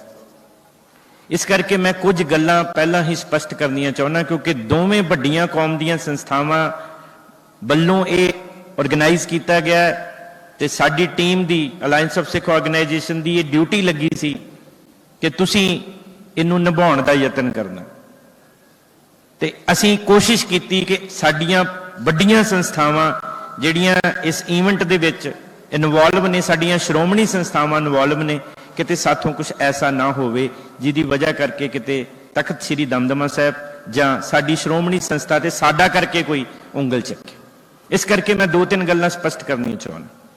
ਤਖਤ ਸਾਹਿਬ ਵੱਲੋਂ ਜਿਹੜੇ ਇਹ ਸਨਮਾਨ ਦਿੱਤੇ ਜਾ ਰਹੇ ਨੇ, ਇਹ ਸਨਮਾਨ ਉਹਨਾਂ ਸ਼ਖਸੀਅਤਾਂ ਨੂੰ ਦਿੱਤੇ ਜਾ ਰਹੇ ਨੇ। ਪਹਿਲੀ ਕੈਟਾਗਰੀ ਸੀ ਕਿ ਜਿਨ੍ਹਾਂ ਨੇ ਪੰਥ ਦੀ ਚੜ੍ਹਦੀ ਕਲਾ ਲਈ ਜ਼ਿੰਦਗੀ ਸਮਰਪਿਤ ਕਰਦਿਆਂ ਹੋਇਆਂ ਕੌਮ ਲਈ ਕੁਝ ਕਾਰਜ ਕੀਤਾ, ਉਹ ਨੌਜਵਾਨਾਂ ਦੇ ਪ੍ਰੇਰਨਾ ਸਰੋਤ।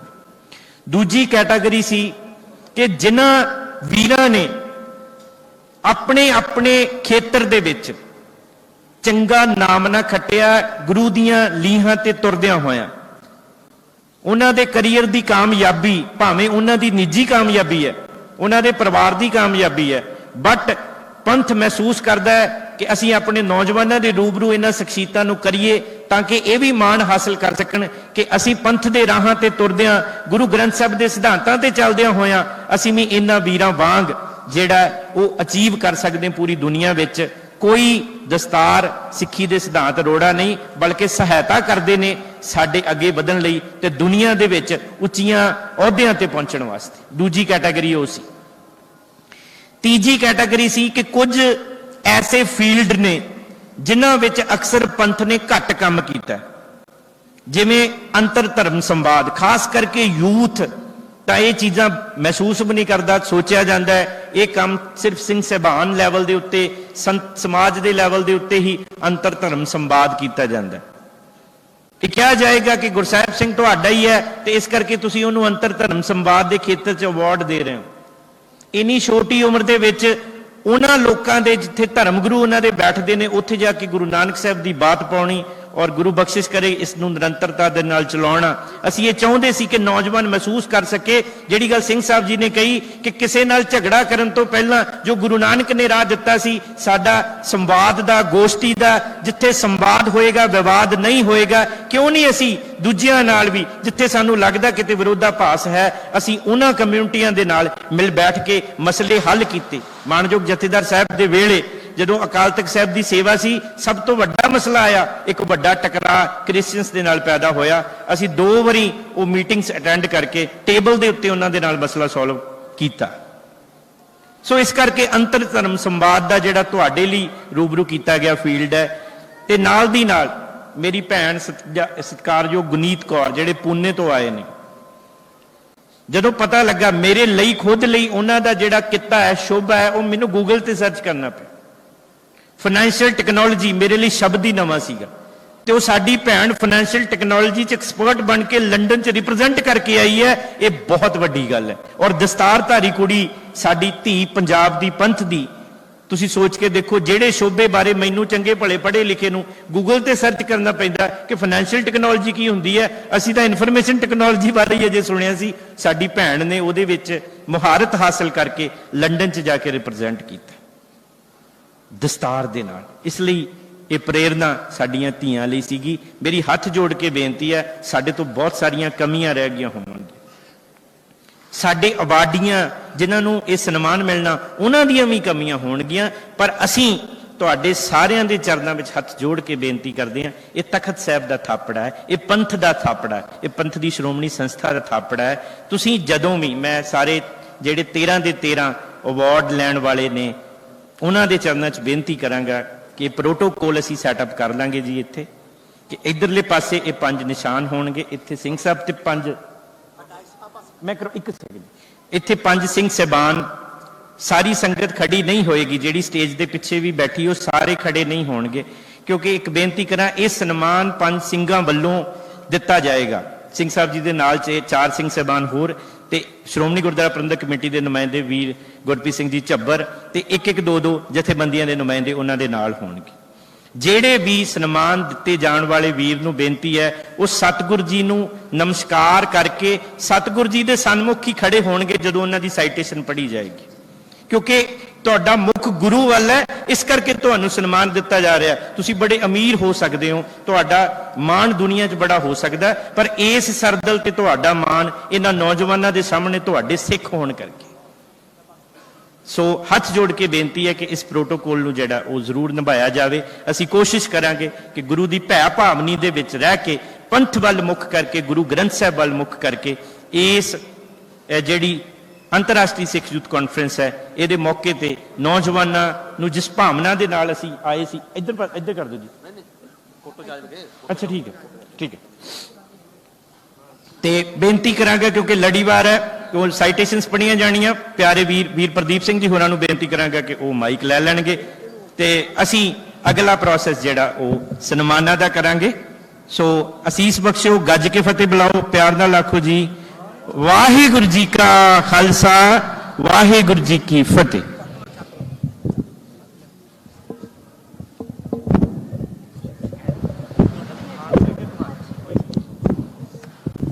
ਵਾਹਿਗੁਰੂ ਜੀ ਕਾ ਖਾਲਸਾ, ਵਾਹਿਗੁਰੂ ਜੀ ਕੀ ਫਤਿਹ। ਸਭ ਤੋਂ ਪਹਿਲਾ ਸਨਮਾਨ ਜੋ ਸਤਿਕਾਰਯੋਗ ਬਾਬਾ ਸੁੱਖਾ ਸਿੰਘ ਜੀ ਦਾ ਹੋਏਗਾ ਜੀ। ਸਿੰਘ ਸਾਹਿਬ ਜੀ, ਆਪ ਜੀ ਨੂੰ ਬੇਨਤੀ ਹੈ ਕਿ ਆਪ ਜੀ ਗੁਰੂ ਸਾਹਿਬ ਦੇ ਸਾਹਮਣੇ ਨਤਮਸਤਕ ਹੋ ਕੇ ਉੱਥੇ ਗੁਰੂ ਸਾਹਿਬ ਦੀ ਹਾਜ਼ਰੀ ਦੇ ਵਿੱਚ ਖੜੇ ਹੋ। ਆਪ ਜੀ ਮਹਾਨ ਸ਼ਹੀਦ ਧੰਨ ਧੰਨ ਬਾਬਾ ਦੀਪ ਸਿੰਘ ਜੀ ਦੇ ਜਨਮ ਦਿਹਾੜੇ ਨੂੰ ਸਮਰਪਿਤ ਅੰਤਰਰਾਸ਼ਟਰੀ ਸਿੱਖ ਯੂਥ ਕਾਨਫਰੰਸ ਮੌਕੇ ਅੱਜ ਮਿਤੀ 25 ਜਨਵਰੀ 2024 ਨੂੰ ਸ਼੍ਰੀਮਾਨ ਸੰਤ ਬਾਬਾ ਸੁੱਖਾ ਸਿੰਘ ਜੀ ਕਾਰ ਸੇਵਾ ਸਰਹਾਲੀ ਸਾਹਿਬ ਵਾਲਿਆਂ ਨੂੰ ਮਨੁੱਖਤਾ ਦੀ ਸੇਵਾ ਖੇਤਰ ਵਿੱਚ ਕੀਤੀਆਂ ਵਡਮੁੱਲੀਆਂ ਪ੍ਰਾਪਤੀਆਂ ਲਈ ਤਖਤ ਸ੍ਰੀ ਦਮਦਮਾ ਸਾਹਿਬ ਤੋਂ ਮਾਣਮੱਤੇ ਸਿੱਖ ਦਾ ਸਨਮਾਨ ਦਿੱਤਾ ਜਾਂਦਾ ਹੈ। ਆਪ ਜੀ ਨੇ ਪੰਜਾਬ ਵਿੱਚ ਆਈ ਹੜ੍ਹ ਰੂਪੀ ਕੁਦਰਤੀ ਆਫਤ ਮੌਕੇ ਪੰਜਾਬ ਦੇ ਕੋਨਿਆਂ-ਕੋਨਿਆਂ ਵਿੱਚ ਲੰਗਰ ਦੀ ਸੇਵਾ ਨਿਭਾਈ। ਉੱਥੇ ਠਾਠਾ ਮਾਰਦੇ ਸਤਲੁਜ ਦਰਿਆ ਨੂੰ ਵੀ ਵੱਖ-ਵੱਖ ਥਾਵਾਂ ਤੇ ਬੰਨ੍ਹ ਮਾਰ ਕੇ ਜਾਨ, ਮਾਲ, ਪਸ਼ੂਆਂ ਤੇ ਫਸਲਾਂ ਦੀ ਰਾਖੀ ਅਤੇ ਸੇਵਾ ਕੀਤੀ। ਆਪ ਜੀ ਨੇ ਲਗਾਤਾਰ ਹੱਥੀਂ ਸੇਵਾ ਕਰਕੇ ਕੌਮ ਦੀ ਨੌਜਵਾਨੀ ਨੂੰ ਸੇਵਾ ਦੀ ਮਿਸਾਲ ਕਾਇਮ ਕੀਤੀ ਅਤੇ ਆਪ ਨੂੰ ਸਨਮਾਨ ਦਿੰਦੇ ਹੋਇਆ ਅਸੀਂ ਵਡਭਾਗਾ ਮਹਿਸੂਸ ਕਰਦੇ ਹਾਂ। ਗੁਰੂ ਗੋਬਿੰਦ ਸਿੰਘ ਜੀ ਦੇ ਚਰਨਾਂ ਵਿੱਚ ਅਰਦਾਸ ਕਰਦੇ ਹਾਂ ਕਿ ਪ੍ਰਮਾਤਮਾ ਆਪ ਜੀ ਦੀ ਚੜ੍ਹਦੀ ਕਲਾ ਵਿੱਚ ਰੱਖੇ। ਉਸ ਤੋਂ ਅੱਗੇ ਜੀ ਸਨਮਾਨਿਤ ਸਰਦਾਰ ਸਤਨਾਮ ਸਿੰਘ ਜੀ ਸੱਲੋਪੁਰੀ ਸਾਹਿਬ।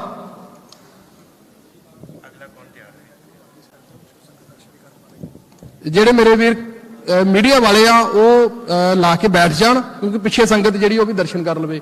ਆਪ ਜੀ ਥੱਲੇ ਬੈਠ ਜਾਓ। ਮਹਾਨ ਸ਼ਹੀਦ ਧੰਨ ਬਾਬਾ ਦੀਪ ਸਿੰਘ ਜੀ ਦੇ ਪਾਵਨ ਜਨਮ ਦਿਹਾੜੇ ਨੂੰ ਸਮਰਪਿਤ ਅੰਤਰਰਾਸ਼ਟਰੀ ਸਿੱਖ ਯੂਥ ਕਾਨਫਰੰਸ ਮੌਕੇ ਮਿਤੀ 25 ਜਨਵਰੀ 2024 ਨੂੰ ਸਰਦਾਰ ਸਤਨਾਮ ਸਿੰਘ ਸੱਲੋਪੁਰੀ ਸ਼੍ਰੀ ਸਹਿਜ ਪਾਠ ਸੇਵਾ ਨੂੰ ਗੁਰਬਾਣੀ ਦੇ ਪ੍ਰਚਾਰ ਖੇਤਰ ਵਿੱਚ ਕੀਤੀਆਂ ਵਡਮੁੱਲੀਆਂ ਸੇਵਾਵਾਂ ਦੇ ਲਈ ਤਖਤ ਸ਼੍ਰੀ ਦਮਦਮਾ ਸਾਹਿਬ ਤੋਂ ਮਾਨਮੱਤੇ ਸਿੱਖ ਦਾ ਸਨਮਾਨ ਦਿੱਤਾ ਗਿਆ ਹੈ। ਗਿਆਨੀ ਹਰਪ੍ਰੀਤ ਸਿੰਘ ਜੀ ਵੱਲੋਂ ਜਥੇਦਾਰ ਤਖਤ ਸ਼੍ਰੀ ਦਮਦਮਾ ਸਾਹਿਬ। ਆਪ ਜੀ ਨੇ ਪੂਰੀ ਟੀਮ ਸਮੇਤ ਗੁਰੂ ਰਹਿਮਤ ਅੰਦਰ ਰਹਿੰਦਿਆਂ ਮਾਨਵਤਾ ਦੇ ਭਲੇ ਵਾਸਤੇ ਤਕਰੀਬਨ 5 ਲੱਖ ਬੱਚਿਆਂ ਨੂੰ ਸ਼੍ਰੀ ਸਹਿਜ ਪਾਠ ਦੇ ਦਰਸ਼ਨ ਕਰਵਾਏ ਅਤੇ 35 ਤੋਂ 40 ਹਜ਼ਾਰ ਬੱਚਿਆਂ ਨੂੰ ਗੁਰੂ ਬਖਸ਼ਿਸ਼ ਅੰਮ੍ਰਿਤਪਾਨ ਕਰਵਾਇਆ। ਆਪ ਜੀ ਨੇ ਧੰਨ ਗੁਰੂ ਗੋਬਿੰਦ ਸਿੰਘ ਜੀ ਵੱਲੋਂ ਲਾਏ ਹੁਕਮ ਜੀਵਤ ਕੇ ਹਜ਼ਾਰ ਤੇ ਪਹਿਰਾ ਦਿੰਦੇ ਹੋਇਆ ਵੱਡੀ ਗਿਣਤੀ ਵਿੱਚ ਲੋਕਾਈ ਨੂੰ ਗੁਰੂ ਚਰਨਾਂ ਦੇ ਨਾਲ ਜੋੜਿਆ। ਅਸੀਂ ਆਪ ਜੀ ਦੇ ਮਨਮੱਤੇ ਸਿੱਖ ਦਾ ਸਨਮਾਨ ਦਿੰਦਿਆਂ ਹੋਇਆਂ ਮਾਣ ਮਹਿਸੂਸ ਕਰਦੇ ਹਾਂ ਅਤੇ ਗੁਰੂ ਸਾਹਿਬ ਦੇ ਚਰਨਾਂ ਦੇ ਵਿੱਚ ਬੇਨਤੀ ਕਰਦੇ ਹਾਂ ਕਿ ਆਪ ਜੀ ਨੂੰ ਚੜ੍ਹਦੀ ਕਲਾ ਦੀ ਅਰਦਾਸ ਵਿੱਚ।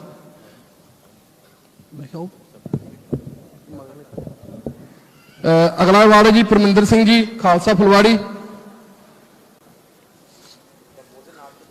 ਮਹਾਨ ਸ਼ਹੀਦ ਧੰਨ ਬਾਬਾ ਦੀਪ ਸਿੰਘ ਜੀ ਦੇ ਪਾਵਨ ਜਨਮ ਦਿਹਾੜੇ ਨੂੰ ਸਮਰਪਿਤ ਅੰਤਰਰਾਸ਼ਟਰੀ ਸਿੱਖ ਯੂਥ ਕਾਨਫਰੰਸ ਮੌਕੇ ਮਿਤੀ 25 ਜਨਵਰੀ 2024 ਨੂੰ ਸਰਦਾਰ ਪਰਮਿੰਦਰ ਸਿੰਘ ਜੀ ਖਾਲਸਾ ਫੁਲਵਾੜੀ ਆਸਟ੍ਰੇਲੀਆ ਨੂੰ ਗੁਰਮਤਿ ਪ੍ਰਚਾਰ ਪ੍ਰਸਾਰ ਦੇ ਖੇਤਰ ਵਿੱਚ ਕੀਤੀਆਂ ਵਡਮੁੱਲੀਆਂ ਸੇਵਾਵਾਂ ਦੇ ਲਈ ਮਾਣਮੱਤੇ ਸਿੱਖ ਦਾ ਸਨਮਾਨ ਦਿੱਤਾ ਜਾਂਦਾ ਹੈ। ਵੱਲੋਂ ਗਿਆਨੀ ਹਰਪ੍ਰੀਤ ਸਿੰਘ ਜਥੇਦਾਰ ਤਖਤ ਸ਼੍ਰੀ ਦਮਦਮਾ ਸਾਹਿਬ। ਆਪ ਜੀ ਨੇ ਆਸਟ੍ਰੇਲੀਆ ਵਿੱਚ IT ਕਲਾਊਡਸ ਪ੍ਰੋਫੈਸ਼ਨਲ ਹਨ ਅਤੇ ਖਾਲਸਾ ਫੁਲਵਾੜੀ ਰਹੀ ਗੁਰਮਤਿ ਦੇ ਪ੍ਰਚਾਰ ਨੂੰ ਸਮਰਪਿਤ ਹਨ। ਆਪ ਜੀ ਗੁਰਬਾਣੀ ਕੀਰਤਨ ਅਤੇ ਬੱਚਿਆਂ ਦੇ ਲਈ ਛੋਟੀਆਂ ਗੁਰਮਤਿ ਵੀਡੀਓ ਤਿਆਰ ਕਰਕੇ ਸਿੱਖੀ ਪ੍ਰਚਾਰ ਦੀ ਸੇਵਾ ਨਿਭਾ ਰਹੇ ਹਨ। YouTube ਅਤੇ ਖਾਲਸਾ ਫੁਲਵਾੜੀ ਚੈਨਲ ਰਾਹੀਂ ਲੱਖਾਂ ਸੰਗਤਾਂ ਇਸ ਦਾ ਲਾਹਾ ਲੈ ਰਹੀਆਂ ਹਨ। ਅਸੀਂ ਗੁਰੂ ਗੋਬਿੰਦ ਸਿੰਘ ਜੀ ਦੇ ਚਰਨਾਂ ਦੇ ਵਿੱਚ ਆਪ ਜੀ ਦੀ ਚੜ੍ਹਦੀ ਕਲਾ ਦੀ ਅਰਦਾਸ ਕਰਦੇ ਹਾਂ ਜੀ। ਪ੍ਰੋਫੈਸਰ ਜਸਵਿੰਦਰ ਸਿੰਘ ਜੀ ਨਦਰ ਫਾਊਂਡੇਸ਼ਨ। ਮਹਾਨ ਸ਼ਹੀਦ ਧੰਨ ਬਾਬਾ ਦੀਪ ਸਿੰਘ ਜੀ ਦੇ ਜਨਮ ਦਿਹਾੜੇ ਨੂੰ ਸਮਰਪਿਤ ਅੰਤਰਰਾਸ਼ਟਰੀ ਸਿੱਖ ਯੂਥ ਕਾਨਫਰੰਸ ਮੌਕੇ 25 ਜਨਵਰੀ 2024 ਨੂੰ ਸਰਦਾਰ ਜਸਵਿੰਦਰ ਸਿੰਘ ਜੀ ਨਦਰ ਫਾਊਂਡੇਸ਼ਨ ਨੂੰ ਮਨੁੱਖਤਾ ਦੀ ਸੇਵਾ ਖੇਤਰ ਅੰਦਰ ਕੀਤੀਆਂ ਵਡਮੁੱਲੀਆਂ ਪ੍ਰਾਪਤੀਆਂ ਲਈ ਸ਼੍ਰੀ ਦਮਦਮਾ ਸਾਹਿਬ ਤੋਂ ਮਾਨਮੱਤੇ ਸਿੱਖ ਦਾ ਸਨਮਾਨ ਦਿੱਤਾ ਜਾਂਦਾ ਹੈ। ਵੱਲੋਂ ਗਿਆਨੀ ਹਰਪ੍ਰੀਤ ਸਿੰਘ ਜਥੇਦਾਰ ਤਖਤ ਸ਼੍ਰੀ ਦਮਦਮਾ ਸਾਹਿਬ। ਆਪ ਜੀ ਨੇ ਗੁਰਮਤਿ ਦੇ ਧਾਰਨੀ ਹੋ ਕੇ ਮਾਨਵਤਾ ਦੇ ਖੇਤਰ ਵਿੱਚ ਸੇਵਾ ਕਰਦਿਆਂ 150 ਦੇ ਕਰੀਬ ਘਰ ਅਤੇ 2000 ਤੋਂ ਵੱਧ ਬੱਚਿਆਂ ਦੀ ਪੜ੍ਹਾਈ ਦੀ ਸੇਵਾ ਲੈ ਚੁੱਕੇ ਹਨ। ਆਪਣੀ ਕਿਰਤ ਨੂੰ ਸੁਕਿਰਤ ਕਰਦਿਆਂ ਹੋਇਆਂ ਅਤੇ ਹੋਰ ਸਿੱਖਾਂ ਦੇ ਦਸਵੰਧ ਨੂੰ ਸਾਰਥਕ ਕਰਦਿਆਂ ਉਹਨਾਂ ਨੇ ਮਾਨਵਤਾ ਦੀ ਸੇਵਾ ਵਿੱਚ ਇਹ ਨਿਮਾਣਾ ਖਟਿਆ। ਅਸੀਂ ਆਪ ਜੀ ਦੀ ਚੜ੍ਹਦੀ ਕਲਾ ਦੀ ਅਰਦਾਸ ਗੁਰੂ ਸਾਹਿਬ ਜੀ ਦੇ ਚਰਨਾਂ ਦੇ ਵਿੱਚ ਕਰਦੇ ਹਾਂ ਜੀ। ਜਰਮਨਪ੍ਰੀਤ ਸਿੰਘ। ਜਰਮਨਪ੍ਰੀਤ ਸਿੰਘ ਵੀਰ ਜੀ ਦੇ ਮਾਤਾ ਪਿਤਾ ਜੀ ਨੂੰ ਬੇਨਤੀ ਹੈ ਕਿ ਉਹ ਅਵਾਰਡ ਲੈਣ। ਮਹਾਨ ਸ਼ਹੀਦ ਧੰਨ ਬਾਬਾ ਦੀਪ ਸਿੰਘ ਜੀ ਸ਼ਹੀਦ ਦੇ ਪਾਵਨ ਜਨਮ ਦਿਹਾੜੇ ਨੂੰ ਸਮਰਪਿਤ ਅੰਤਰਰਾਸ਼ਟਰੀ ਸਿੱਖ ਯੂਥ ਕਾਨਫਰੰਸ ਮੌਕੇ 25 ਜਨਵਰੀ 2024 ਨੂੰ ਜਰਮਨਪ੍ਰੀਤ ਸਿੰਘ ਜੀ ਭਾਰਤੀ ਹਾਕੀ ਟੀਮ ਨੂੰ ਗੁਰਮਤਿ ਦੇ ਧਾਰਨੀ ਹੋ ਕੇ ਖੇਡਾਂ ਦੇ ਖੇਤਰ ਵਿੱਚ ਕੀਤੀਆਂ ਵਡਮੁੱਲੀਆਂ ਪ੍ਰਾਪਤੀਆਂ ਲਈ ਤਖਤ ਸ਼੍ਰੀ ਦਮਦਮਾ ਸਾਹਿਬ ਤੋਂ ਮਾਣਮੱਤੇ ਸਿੱਖ ਦਾ ਸਨਮਾਨ ਦਿੱਤਾ ਜਾਂਦਾ ਹੈ। ਨੌਜਵਾਨਾਂ ਵਿੱਚ ਆਮ ਤੌਰ ਤੇ ਵੇਖਿਆ ਗਿਆ ਹੈ ਕਿ ਖੇਡਾਂ ਦੇ ਖੇਤਰ ਵਿੱਚ ਕਾਮਯਾਬ ਹੋਣ ਲਈ ਕੇਸਾਂ ਨੂੰ ਤਲਾਂਜਲੀ ਦੇ ਦਿੰਦੇ ਹਨ, ਪਰ ਆਪ ਜੀ ਨੇ ਸਾਬਤ ਸੂਰਤ ਰਹਿੰਦਿਆਂ ਆਪਣੀ ਮਿਹਨਤ ਅਤੇ ਲਗਨ ਨਾਲ ਹਾਕੀ ਦੇ ਖੇਤਰ ਵਿੱਚ ਅੰਤਰਰਾਸ਼ਟਰੀ ਮੁਕਾਮ ਹਾਸਲ ਕੀਤਾ ਹੈ। ਗੁਰੂ ਬਖਸ਼ੀ ਦਸਤਾਰ ਦਾ ਮਾਣ ਵਧਾਇਆ ਹੈ। ਅਸੀਂ ਕਲਗੀਧਰ ਦਸ਼ਮੇਸ਼ ਪਿਤਾ ਦੇ ਚਰਨਾਂ ਵਿੱਚ ਵੀਰ ਦੀ ਚੜ੍ਹਦੀ ਕਲਾ ਦੀ ਅਰਦਾਸ ਕਰਦੇ ਹਾਂ। ਇੱਕ ਗੱਲ ਹੋਰ ਵੀ ਚੰਗੀ ਹੈ ਕਿ ਵੀਰ ਜੀ ਜਰਮਨਜੀਤ ਸਿੰਘ ਦਾ ਇਹ ਸਨਮਾਨ ਉਹਨਾਂ ਦੇ ਮਾਤਾ ਪਿਤਾ ਜੀ ਪ੍ਰਾਪਤ ਕਰ ਰਹੇ ਹਨ। ਹਰ ਨੌਜਵਾਨ ਦੀ ਇੱਕ ਰੀਝ ਹੁੰਦੀ ਹੈ ਕਿ ਉਹਨਾਂ ਦੇ ਨਾਮ ਦੇ ਨਾਲ ਹੀ ਉਹਨਾਂ ਦੇ ਮਾਤਾ ਪਿਤਾ ਨੂੰ ਜਾਣਿਆ ਜਾਵੇ। ਅੱਜ ਬੜੇ ਮਾਣ ਵਾਲੀ ਗੱਲ ਹੈ ਕਿ ਉਹ ਮਾਪੇ ਜਿਨ੍ਹਾਂ ਦੀ ਸੁਚੱਜੀ ਤੇ ਸਾਰਥਕ ਪਰਵਰਿਸ਼ ਅੰਦਰ ਜਰਮਨਪ੍ਰੀਤ ਸਿੰਘ ਜੀ ਨੂੰ ਇਹ ਗੁੜਤੀ ਮਿਲੀ, ਉਹ ਇਹ ਸਨਮਾਨ ਪ੍ਰਾਪਤ ਕਰ ਰਹੇ ਹਨ। ਅਸੀਂ ਐਸੇ ਮਾਪਿਆਂ ਦੀ ਚੜ੍ਹਦੀ ਕਲਾ ਲਈ ਵੀ ਦਸ਼ਮੇਸ਼ ਪਿਤਾ ਦੇ ਚਰਨਾਂ ਦੇ ਵਿੱਚ ਚੜ੍ਹਦੀ ਕਲਾ ਦੀ ਅਰਦਾਸ ਕਰਦੇ ਹਾਂ।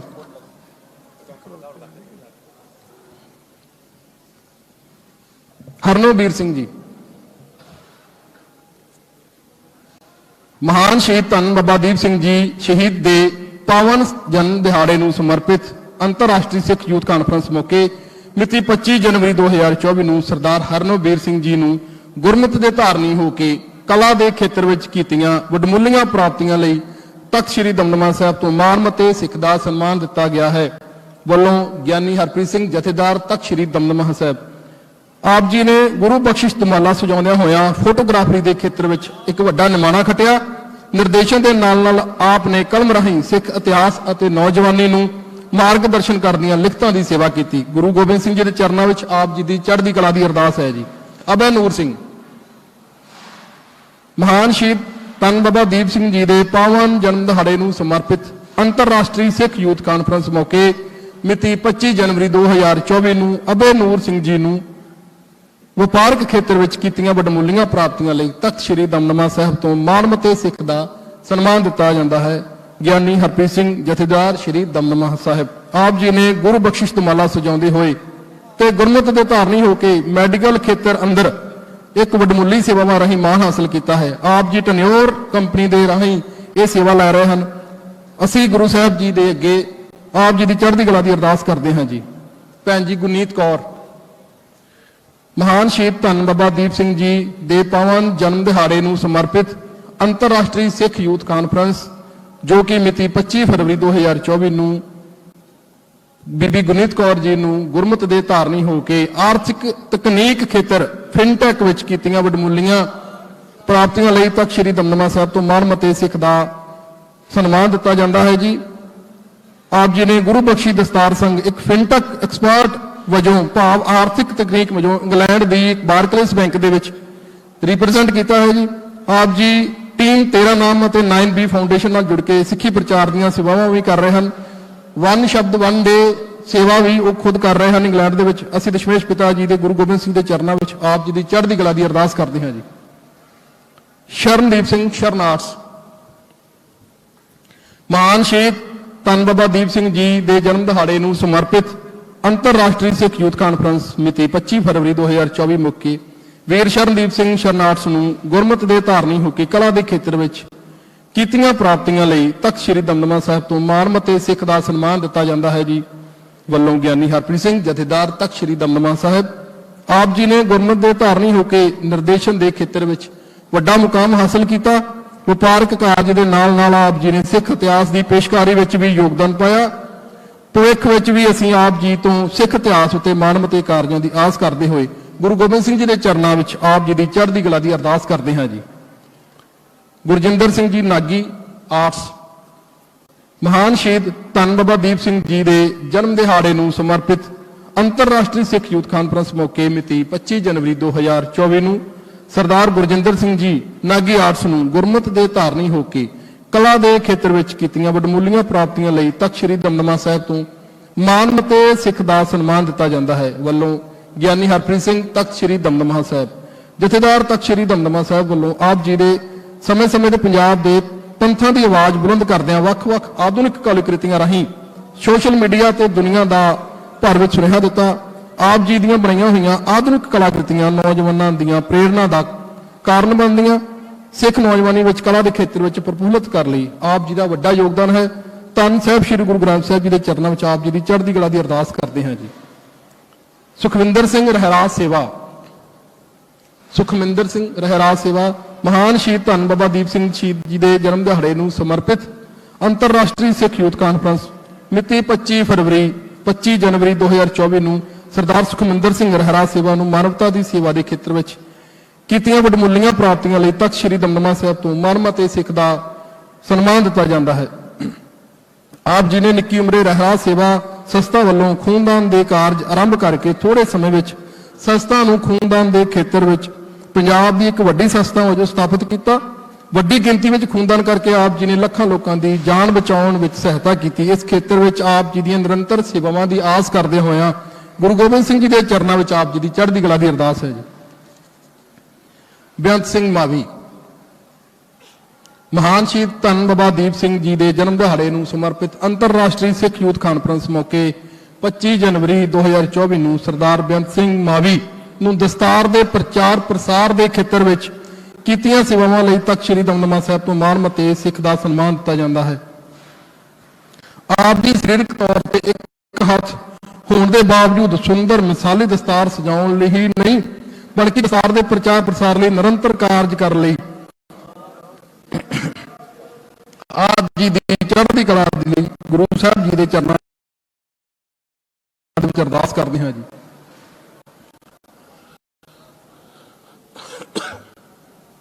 ਗੁਰਸਾਹਿਬ ਸਿੰਘ ਟੀਮ 1699।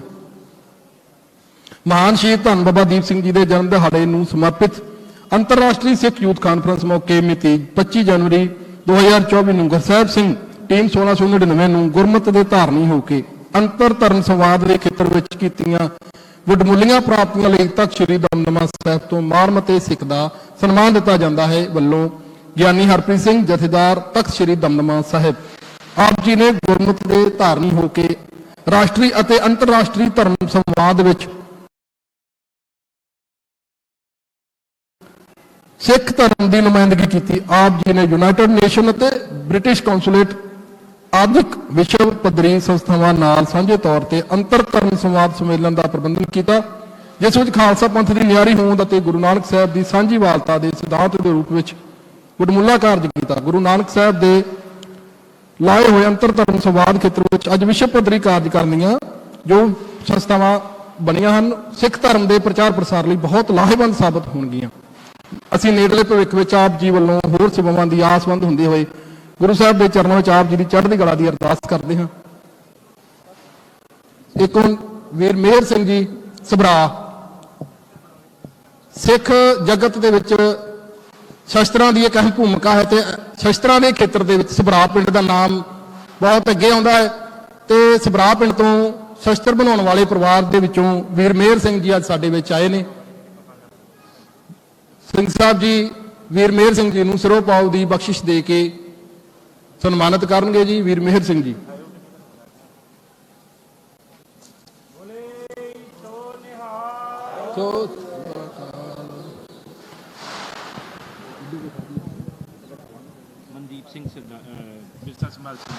ਵੀਰ ਮਨਦੀਪ ਸਿੰਘ ਜੀ ਵਿਰਸਾ ਸੰਭਾਲ ਸਰਦਾਰੀ ਲਹਿਰ ਦਸਤਾਰਾਂ ਦੇ ਖੇਤਰ ਦੇ ਵਿੱਚ ਬਹੁਤ ਵਡਮੁੱਲਾ ਯੋਗਦਾਨ ਪਾਉਣ ਵਾਲੇ ਵੀਰ ਮਨਦੀਪ ਸਿੰਘ ਆਪਣੀ ਸਾਰੀ ਟੀਮ ਦੇ ਨਾਲ ਹਰ ਜਗ੍ਹਾ ਸੇਵਾ ਲੈਂਦੇ ਨੇ। ਵੀਰ ਮਨਦੀਪ ਸਿੰਘ ਜੀ ਨੂੰ ਬੇਨਤੀ ਹੈ ਕਿ ਉਹ ਆਪਣਾ ਸਿਰੋਂ ਪਾਓ ਭੇਟ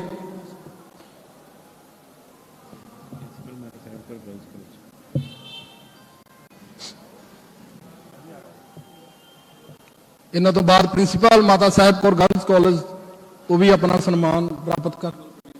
ਹਾਂਜੀ ਭੈਣ ਜੀ Kamalpreet Kaur principal Mata Sahib Kaur girls college.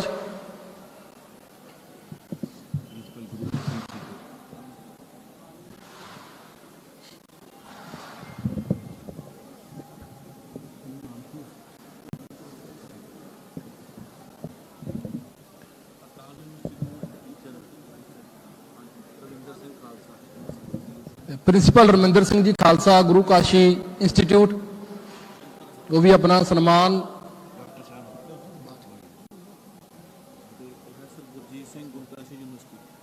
Professor Gurjeet Singh ji गुरु काशी यूनिवर्सिटी तो वो भी बच्चे लैके इतने पहुंचे ने वो भी अपना सन्मान हासिल कर।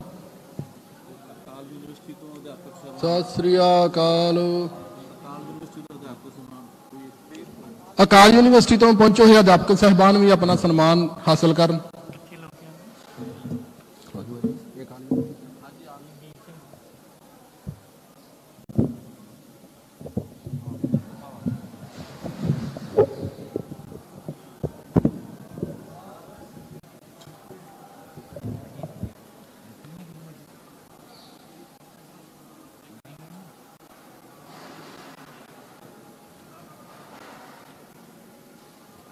मैं प्यारे वीर बीर सिंह नूं बेनती करदा कि वो अपना सन्मान हासिल करन। वीर बीर सिंह।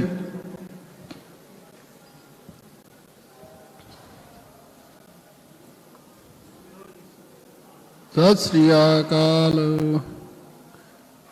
मैं बहुत सत्कारयोग साडे डॉक्टर सुखप्रीत सिंह जी उदो के आप जी नूं बेनती करदा कि वो अपना सन्मान हासिल करन।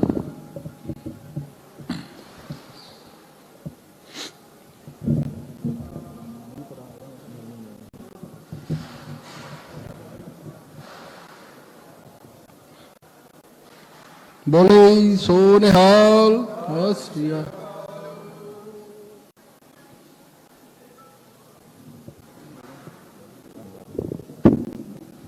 सारी संगत नूं बेनती है जी जो लंगर प्रशादा नाल दे पंडाल विच तैयार है आप जी सारिਆਂ ने प्रशादा छक के जाना ते ਅਰਦਾਸ ਹੋਏਗੀ। ਹੁਣ ਅਰਦਾਸ ਤੋਂ ਮਗਰੋਂ ਗੁਰੂ ਸਾਹਿਬ ਜਦੋਂ ਆਪਣੇ ਪਾਵਨ ਸਥਾਨ ਤੇ ਜਾਣਗੇ, ਸਾਰੀ ਸੰਗਤ ਨੇ ਪ੍ਰਸ਼ਾਦਾ ਛਕ ਕੇ ਜਾਣ ਦੀ ਕਿਰਪਾਲਤਾ ਕਰਨੀ। ਵਾਹਿਗੁਰੂ ਜੀ ਕਾ ਖਾਲਸਾ, ਵਾਹਿਗੁਰੂ ਜੀ ਕੀ ਫਤਿਹ। ਸਾਹਿਬ ਕਿਆ ਨਾਹੀ ਘਰ ਤੇਰਾ, ਸਾਚਾ ਨਾਮ ਮੇਰਾ ਆਧਾਰੋ, ਸਾਚ ਨਾਮ ਆਧਾਰ ਮੇਰਾ, ਜਿਨ ਭੁੱਖਾ ਸਭ ਗਵਾਈਆ, ਕਰ ਸਾਤ ਸੁਖ ਮਨ ਆਏ ਵਸਿਆ, ਜਿਨ ਇੱਛਾ ਸਭ ਪੁਜਾਈਆ, ਸਦਾ ਕੁਰਬਾਨ ਕੀਤਾ ਗੁਰੂ ਵਿਟਹੁ, ਜਿਸ ਦੀ ਇਹ ਵਡਿਆਈਆ, ਕਹੈ ਨਾਨਕ ਸੁਣਹੁ ਸੰਤਹੁ, ਸ਼ਬਦ ਧਰਹੁ ਪਿਆਰੋ, ਸਾਚਾ ਨਾਮ ਮੇਰਾ ਆਧਾਰੋ, ਵਾਜੇ ਪੰਚ ਸ਼ਬਦ ਤਿਤ ਘਰ ਸੁਭਾਗੈ, ਘਰ ਸੁਭਾਗੈ ਸ਼ਬਦ ਵਾਜੇ, ਕਲਾ ਜੇਤ ਘਰ ਧਾਰੀਆ, ਪੰਚ ਦੂਤ ਤੁਧ ਵਸ ਕੀਤੇ, ਕਾਲ ਕੰਟਕ ਮਾਰਿਆ, ਧੁਰ ਕਰਮ ਪਾਇਆ ਤੁਧ ਜਿਨ ਕਉ, ਸੇ ਨਾਮ ਹਰਿ ਕੈ ਲਾਗੇ, ਕਹੈ ਨਾਨਕ ਤਹ ਸੁਖ ਹੋਆ, ਤਿਤ ਘਰ ਅਨਹਦ ਵਾਜੇ, ਅਨੰਦ ਸੁਣਹੁ ਵੱਡ ਭਾਗੀ ਹੋ, ਸਗਲ ਮਨੋਰਥ ਪੂਰੇ, ਪਾਰ ਬ੍ਰਹਮ ਪ੍ਰਭ ਪਾਇਆ, ਉਤਰੇ ਸਗਲ ਵਿਸੂਰੇ, ਦੁਖ ਰੋਗ ਸੰਤਾਪ ਉਤਰੇ, ਸੁਣੀ ਸੱਚੀ ਬਾਣੀ, ਸੰਤ ਸਾਜਨ ਭਏ ਸਰਸੇ ਪੂਰੇ, ਗੁਰ ਤੇ ਜਾਣੀ, ਸੁਣਤੇ ਪੁਨੀਤ ਕਹਤੇ ਪਵਿੱਤ, ਸਤਿਗੁਰ ਰਹਿਆ ਭਰ ਪੂਰੇ, ਬਿਨਵੰਤ ਨਾਨਕ ਗੁਰ ਚਰਨ ਲਾਗੇ, ਵਾਜੇ ਅਨਹਦ ਤੂਰੇ, ਸਲੋਕ ਪਵਨ ਗੁਰੂ ਪਾਣੀ ਪਿਤਾ, ਮਾਤਾ ਧਰਤ ਮਹਤ, ਦਿਵਸ ਰਾਤ ਦੁਇ ਦਾਈ ਦਾਇਆ, ਖੇਲਾ ਸਗਲ ਜਗਤ, ਚੰਗੇ ਆਈਆ ਬੁਰੇ ਆਈਆ, ਵਾਚੈ ਧਰਮ ਹਦੂਰ, ਕਰਮੀ ਆਪੋ ਆਪਣੀ, ਕੇ ਨੇੜਾ ਕੇ ਦੂਰ, ਜਿਨੇ ਨਾਮ ਧਿਆਇਆ ਗਏ ਮਸਕਤ ਕਾਲ, ਨਾਨਕ ਤੇ ਮੁਖ ਉਜਲੇ ਕੀਤੀ ਛੁੱਟੀ ਨਾਲ, ਜਿਨੇ ਨਾਮ ਧਿਆਇਆ ਗਏ ਮਸਕਤ ਕਾਲ, ਨਾਨਕ ਤੇ ਮੁਖ ਉਜਲੇ ਕੀਤੀ ਛੁੱਟੀ ਨਾਲ।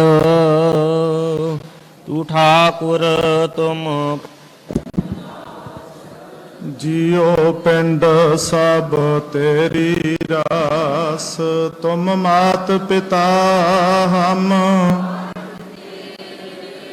ਤੁਮਰੀ ਕਿਰਪਾ ਮਹਿ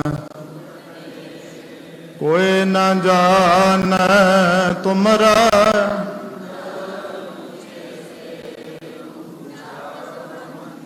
ਸਗਲ ਸਮਗਰੀ ਤੁਮਰੈ ਸੂਤਰ, ਤੁਮ ਤੇ ਹੋਏ ਸੋ,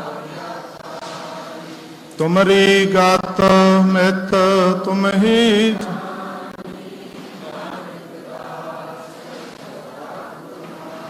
ਤੁਮਰੀ ਗਤ ਮਿਤ ਤੁਮ ਹੀ ਜਾਨੀ, ਨਾਨਕ ਦਾਸ। ਬੋਲੋ ਜੀ ਵਾਹਿਗੁਰੂ ਵਾਹਿਗੁਰੂ। ਅਰਦਾਸ ਇੱਕ ਓੰਕਾਰ ਵਾਹਿਗੁਰੂ ਜੀ ਕੀ ਫਤਿਹ। ਸ਼੍ਰੀ ਭਗਉਤੀ ਜੀ ਸਹਾਏ। ਵਾਰ ਸ੍ਰੀ ਭਗਉਤੀ ਜੀ ਕੀ ਪਾਤਸ਼ਾਹੀ 10ਵੀਂ ਪ੍ਰਥਮ ਭਗਉਤੀ ਸਿਮਰ ਕੈ ਗੁਰੂ ਨਾਨਕ ਲੈਨ ਤੇ ਆਏ। ਰੰਗਤ ਗੁਰ ਤੇ ਅਮਰਦਾਸ ਰਾਮਦਾਸਾ ਹੋਇ ਸਹਾਏ। ਅਰਜਨ ਹਰ ਗੋਬਿੰਦਨੋ ਸਿਮਰਉ ਸ਼੍ਰੀ ਹਰਿ ਰਾਏ।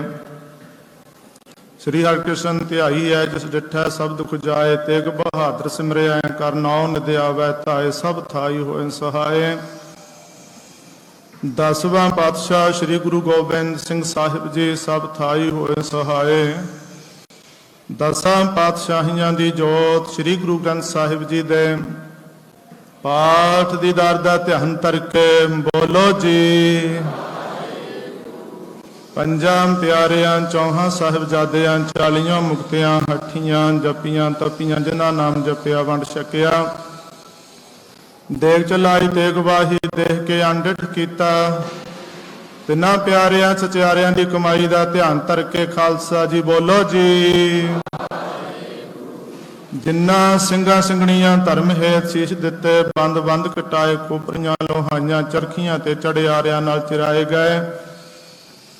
ਗੁਰਦੁਆਰਿਆਂ ਦੀ ਸੇਵਾ ਲਈ ਕੁਰਬਾਨੀਆਂ ਕੀਤੀਆਂ ਧਰਮ ਨਹੀਂ ਹਾਰਿਆ। ਸਿੱਖੀ ਕੇਸਾਂ ਸਵਾਸਾਂ ਨਾਲ ਨਿਭਾਹੀ। ਤਿਨਾਂ ਦੀ ਕਮਾਈ ਦਾ ਧਿਆਨ ਧਰ ਕੇ ਖਾਲਸਾ ਜੀ ਬੋਲੋ ਜੀ। ਪੰਜਾਂ ਤਖਤਾਂ ਸਰਬੱਤ ਗੁਰਦੁਆਰਿਆਂ ਦਾ ਧਿਆਨ ਧਰ ਕੇ ਬੋਲੋ ਜੀ। ਪ੍ਰਥਮੈ ਸਰਬੱਤ ਖਾਲਸਾ ਜੀ ਕੀ ਅਰਦਾਸ ਹੈ ਜੀ। ਸਰਬੱਤ ਖਾਲਸਾ ਜੀ ਕੋ ਵਾਹਿਗੁਰੂ ਵਾਹਿਗੁਰੂ ਵਾਹਿਗੁਰੂ ਚਿਤ ਆਵੇ। ਚੇਤੇ ਆਵਨ ਕਾ ਸਦਕਾ ਸਰਬ ਸੁਖ ਹੋਵੇ। ਜਹਾਂ ਜਹਾਂ ਖਾਲਸਾ ਜੀ ਸਾਹਿਬ ਤਹਾਂ ਤਹਾਂ ਰਛਿਆ ਰਿਆਇਤ ਦੇਗ ਤੇਗ ਫਤਿਹ। ਬਿਰਦ ਕੀ ਪੈਜ ਪੰਥ ਕੀ ਜੀ ਸ੍ਰੀ ਸਾਹਿਬ ਜੀ ਸਹਾਏ। ਖਾਲਸੇ ਜੀ ਕੇ ਬੋਲ ਵਾਲੇ ਬੋਲੋ ਜੀ। ਸਿੱਖਾਂ ਨੂੰ ਸਿੱਖੀ ਦਾਨ, ਕੇਸ਼ ਦਾਨ, ਰਹਿਤ ਦਾਨ, ਵੇਕ ਦਾਨ, ਵਿਸਾ ਦਾਨ, ਭਰੋਸਾ ਦਾਨ, ਦਾਨਾ ਸਰਦਾਨ ਨਾਮਦਾਨ। ਸ੍ਰੀ ਅੰਮ੍ਰਿਤਸਰ ਜੀ ਦੇ ਇਸ਼ਨਾਨ ਚੌਂਕੀਆਂ, ਝੰਡੇ ਬੁੰਗੇ ਜੁਗੋ ਜੁਗ ਅਟਲ। ਧਰਮ ਕਾ ਜੈਕਾਰ ਬੋਲੋ ਜੀ। ਸਿੱਖਾਂ ਦਾ ਮਨ ਨੀਵਾ, ਮਤ ਉੱਚੀ, ਮਤ ਦਾ ਰਾਖਾ ਆਪ ਵਾਹਿਗੁਰੂ ਜੀ। ਹੇ ਅਕਾਲ ਪੁਰਖ ਆਪਣੇ ਪੰਥ ਦੇ ਸਦਾ ਸਹਾਈ ਦਾ ਤਾਰ ਜੀਓ। ਸ੍ਰੀ ਨਨਕਾਣਾ ਸਾਹਿਬ ਤੇ ਹੋਰ ਗੁਰਦੁਆਰਿਆਂ ਗੁਰਧਾਮਾਂ ਦੇ ਜਿਨ੍ਹਾਂ ਤੋਂ ਪੰਥ ਨੂੰ ਵਿਛੋੜਿਆ ਗਿਆ ਹੈ, ਤਿਨਾਂ ਦੇ ਖੁੱਲੇ ਦਰਸ਼ਨ ਦੀਦਾਰ ਤੇ ਸੇਵਾ ਸੰਭਾਲ ਦਾ ਦਾਨ ਖਾਲਸਾ ਜੀ ਨੂੰ ਬਖਸ਼ੋ।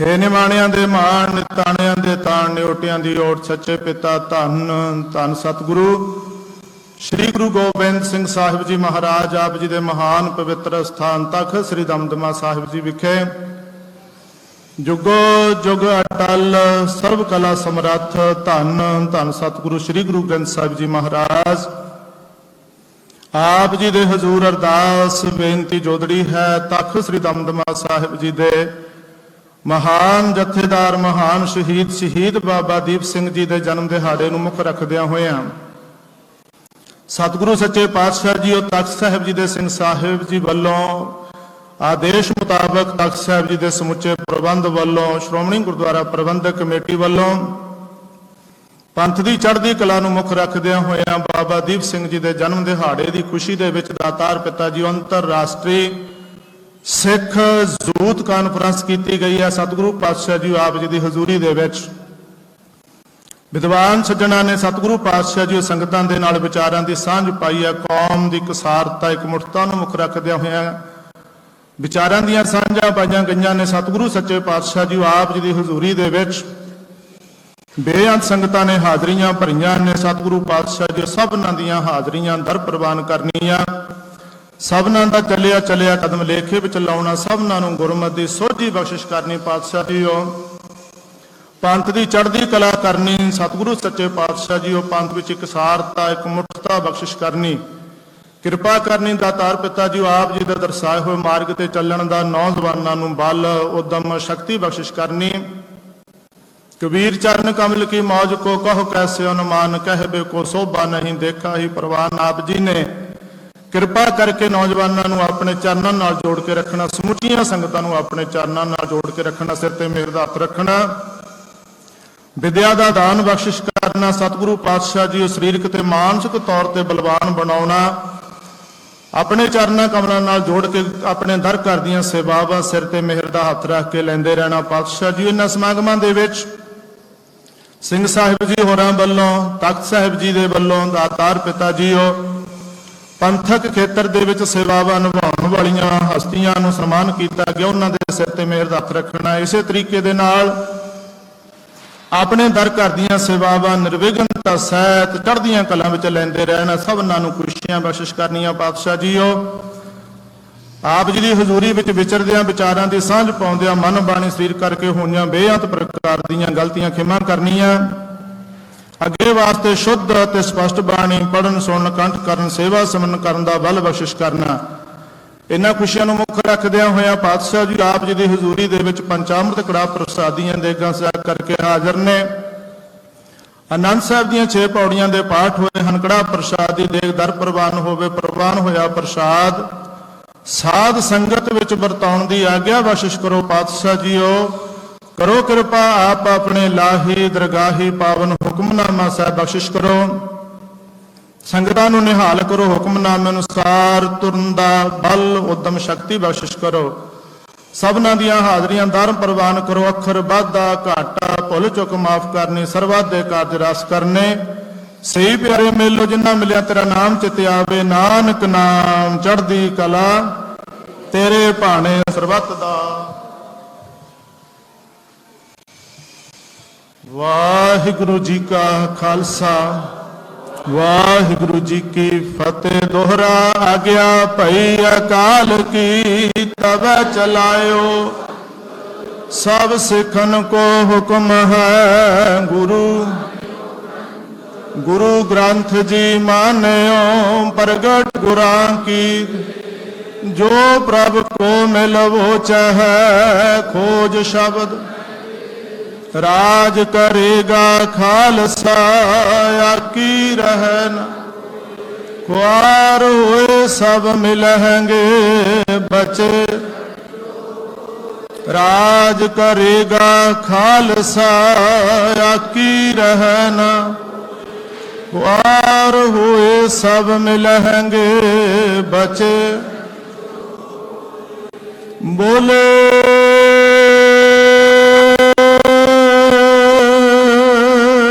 सो निहाल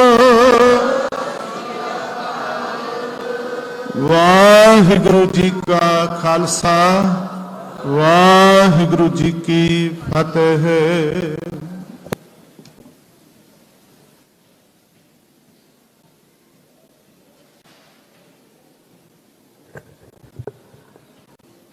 आप लिए लड़ लाए दर दरवेश से तेन धन जनेंदी माओ आए सफल से जिन्ना दे संदड़िया दुर्मत वंया मित्र असाडड़े से हाँ ढूंढेंदी जग सबाया जान नानक विरले की सूरा सो पहचानिया जो लरा दीन के हेत पुरजा पुरजा काट मरा कबहु ना छाड़ा खेत सुका होटल गुर सेविया एहनिस सहज सुभाए दर्शन परसया गुरु का जन्म मरण दुख जाए होवै सिफत खसम दी नूर अरसह कुरसह चटिया तुद डिठे सच्चे पातशाह माल जन्म जन्म दी कटिया सज्जन सचा पातशाह सिर साहद साह जिस पास बैठिया सोहिया सबना दा वेसाहो सतनाम श्री वाहेगुरु साहिब जी। सलोक महला तीजा बिन सतगुर सेवे जगत मुआ बिरथा जन्म गवाए दूजा पाए आत दुख लगा मार जम्मै आवे जाए बिन सतगुर सेवे जगत मुआ बिरथा जन्म गवाए दूजा पाए आत दुख लगा मर जम्मै आवे जाए विस्ता अंदर वास है फिर जूनी पाए नानक बिन नावै जाम मारसी अंत गया पछताए महला तीजा इस जग में पुरख एक है होर सगले नार सबाई सब घट भोगवै अलिपत रहै अलख न लखना जाई पूरा गुर विखालिया सबदे सूझी पाई पुरख सेवह से पुरख होवह जिने हौ मैं शब्द जलाई, तिसका शरीक को नहीं, ना को कंटक वैराई। निहचल राज है सदा तिस कीरा, ना आवे ना जाई। आन दिन सेवक सेवा करे, हर सच्चे के गुण गाए। नानक वेख विगसिया, हर सच्चे की वड्याई। पौड़ी जिनका हर नाम वसिया साध हृदय, हर नामो तिनका रखण हारा। हर नाम पिता, हर नामो माता, हर नाम सखाई मित्र हमारा। हर नावे नाल गल्ला, हर नावे नाल मसलत। हर नाम हमारी करदा नित सारा। हर नाम हमारी संगत आत प्यारी। हर नाम कुल, हर नाम परवारा। जन नानक कहो हर नाम हर गुर दिया। हर हलत पलत सदा करे निस्तारा। हर नाम हमारी संगत हाथ प्यारी। हर नाम कुल, हर नाम परवारा। जन नानक कहो हर नाम हर गुर दिया। हर हलत पलत सदा करे निस्तारा। वाहिगुरु जी का खालसा, वाहिगुरु जी की फतेह।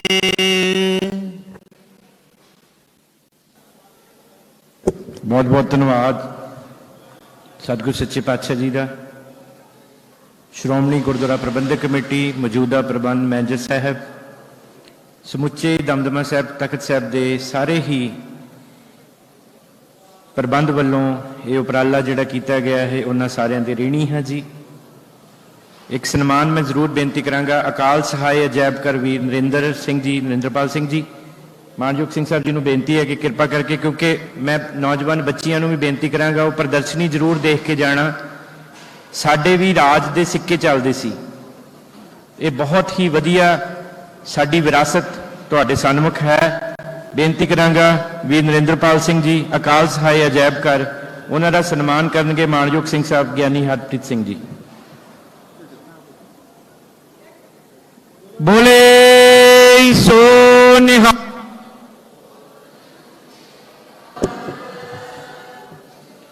ਵੀਰ ਜੀ नरेंद्रपाल सिंह जी का भी धन्यवाद, क्योंकि पुरातन अस्त्र शस्त्र इन्हों की प्रदर्शनी लाई है। कल नूं जिन्ने भी श्रोमणी गुरुद्वारा प्रबंधक कमेटी के कॉलेजेस स्कूल्स ने उन्होंने धार्मिक विद्या पढ़ाने वाले अध्यापकों नूं उन्हों की एक कार्यशाला जिहड़ी है वो तख्त श्री दमदमा साहिब वालों इत्थे ही लाई जाएगी। सो जेड़े जेड़े वीर भैणां उस प्रोग्राम का हिस्सा बनना चाहते हैं, जिन्ने भी धार्मिक टीचर ने उन्हों की कार्यशाला गुरमत दी प्रचार प्रसार के लिए लाई जाएगी। सो बेनती है उहदे विच वीर सतनाम सिंह जी सल्लोपुरी उन्होंने संबोधन करनगे। सो सारिਆਂ ਦੇ चरणों में बेनती है कि तुहाडा सारिਆਂ ਦਾ बहुत बहुत धन्यवाद जी। बहुत सारिया कमियां पेशियां रह गई होवांगा, मैं सारे सिख अचीवर्स तो हाथ जोड़ के मुआफ़ी भी मंगदा, क्योंकि पहला मन सी कि बाहर तखत साहब के उत्थे कीता जाए, लेकिन मौसम की वजह करके सानू रात ही ये सारा प्रबंध चेंज करके इनू इत्थे सैटअप करना पिया। तो गुरु साहब ने बख्शिश की है, बड़ी चढ़दी कला दे नाल ये संपन्न होया। साडियां भुल्लां ना चितारिओ, गुरु साहब बख्शिश करे। भावनावां दा जिहड़ा वो जरूर ध्यान रखना जी।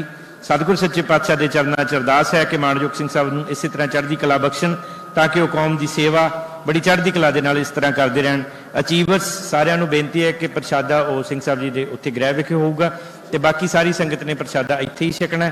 ਤੋ ਸਾਰਿਆਂ ਦਾ ਬਹੁਤ ਬਹੁਤ ਧੰਨਵਾਦ। ਇੱਕ ਵਾਰੀ ਫੇਰ ਸ਼੍ਰੋਮਣੀ ਗੁਰਦੁਆਰਾ ਪ੍ਰਬੰਧਕ ਕਮੇਟੀ,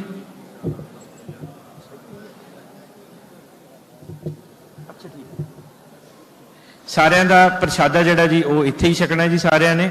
ਸੋ ਇੱਕ ਵਾਰੀ ਫੇਰ ਸਾਰਿਆਂ ਦਾ ਬਹੁਤ ਬਹੁਤ ਧੰਨਵਾਦ। ਸ਼੍ਰੋਮਣੀ ਗੁਰਦੁਆਰਾ ਪ੍ਰਬੰਧਕ ਕਮੇਟੀ ਦਾ ਬਹੁਤ ਬਹੁਤ ਧੰਨਵਾਦ ਜੀ। ਉੱਚੀ ਆਵਾਜ਼ ਵਿੱਚ ਅਸੀਸ ਬਖਸ਼ਣਾ ਗੱਜ ਕੇ ਆਖੋ, ਵਾਹਿਗੁਰੂ ਜੀ ਕਾ ਖਾਲਸਾ, ਵਾਹਿਗੁਰੂ ਜੀ ਕੀ ਫਤਿਹ। ਜਿਵੇਂ ਮਾਨਯੋਗ ਸਿੰਘ ਸਾਹਿਬ ਜੀ ਨੇ ਆਦੇਸ਼ ਕੀਤਾ ਹੈ ਕਿ ਅਗਲੀ ਕਾਨਫਰੰਸ ਜਿਹੜੀ ਹੈ ਉਹ ਵੱਡੇ ਪੱਧਰ ਦੇ ਉੱਤੇ ਵਿਸਾਖੀ ਦੇ ਪਾਵਨ ਦਿਹਾੜੇ ਦੇ ਨੇੜੇ ਤੇੜੇ ਆਰਗੇਨਾਈਜ਼ ਕੀਤੀ ਜਾਏਗੀ।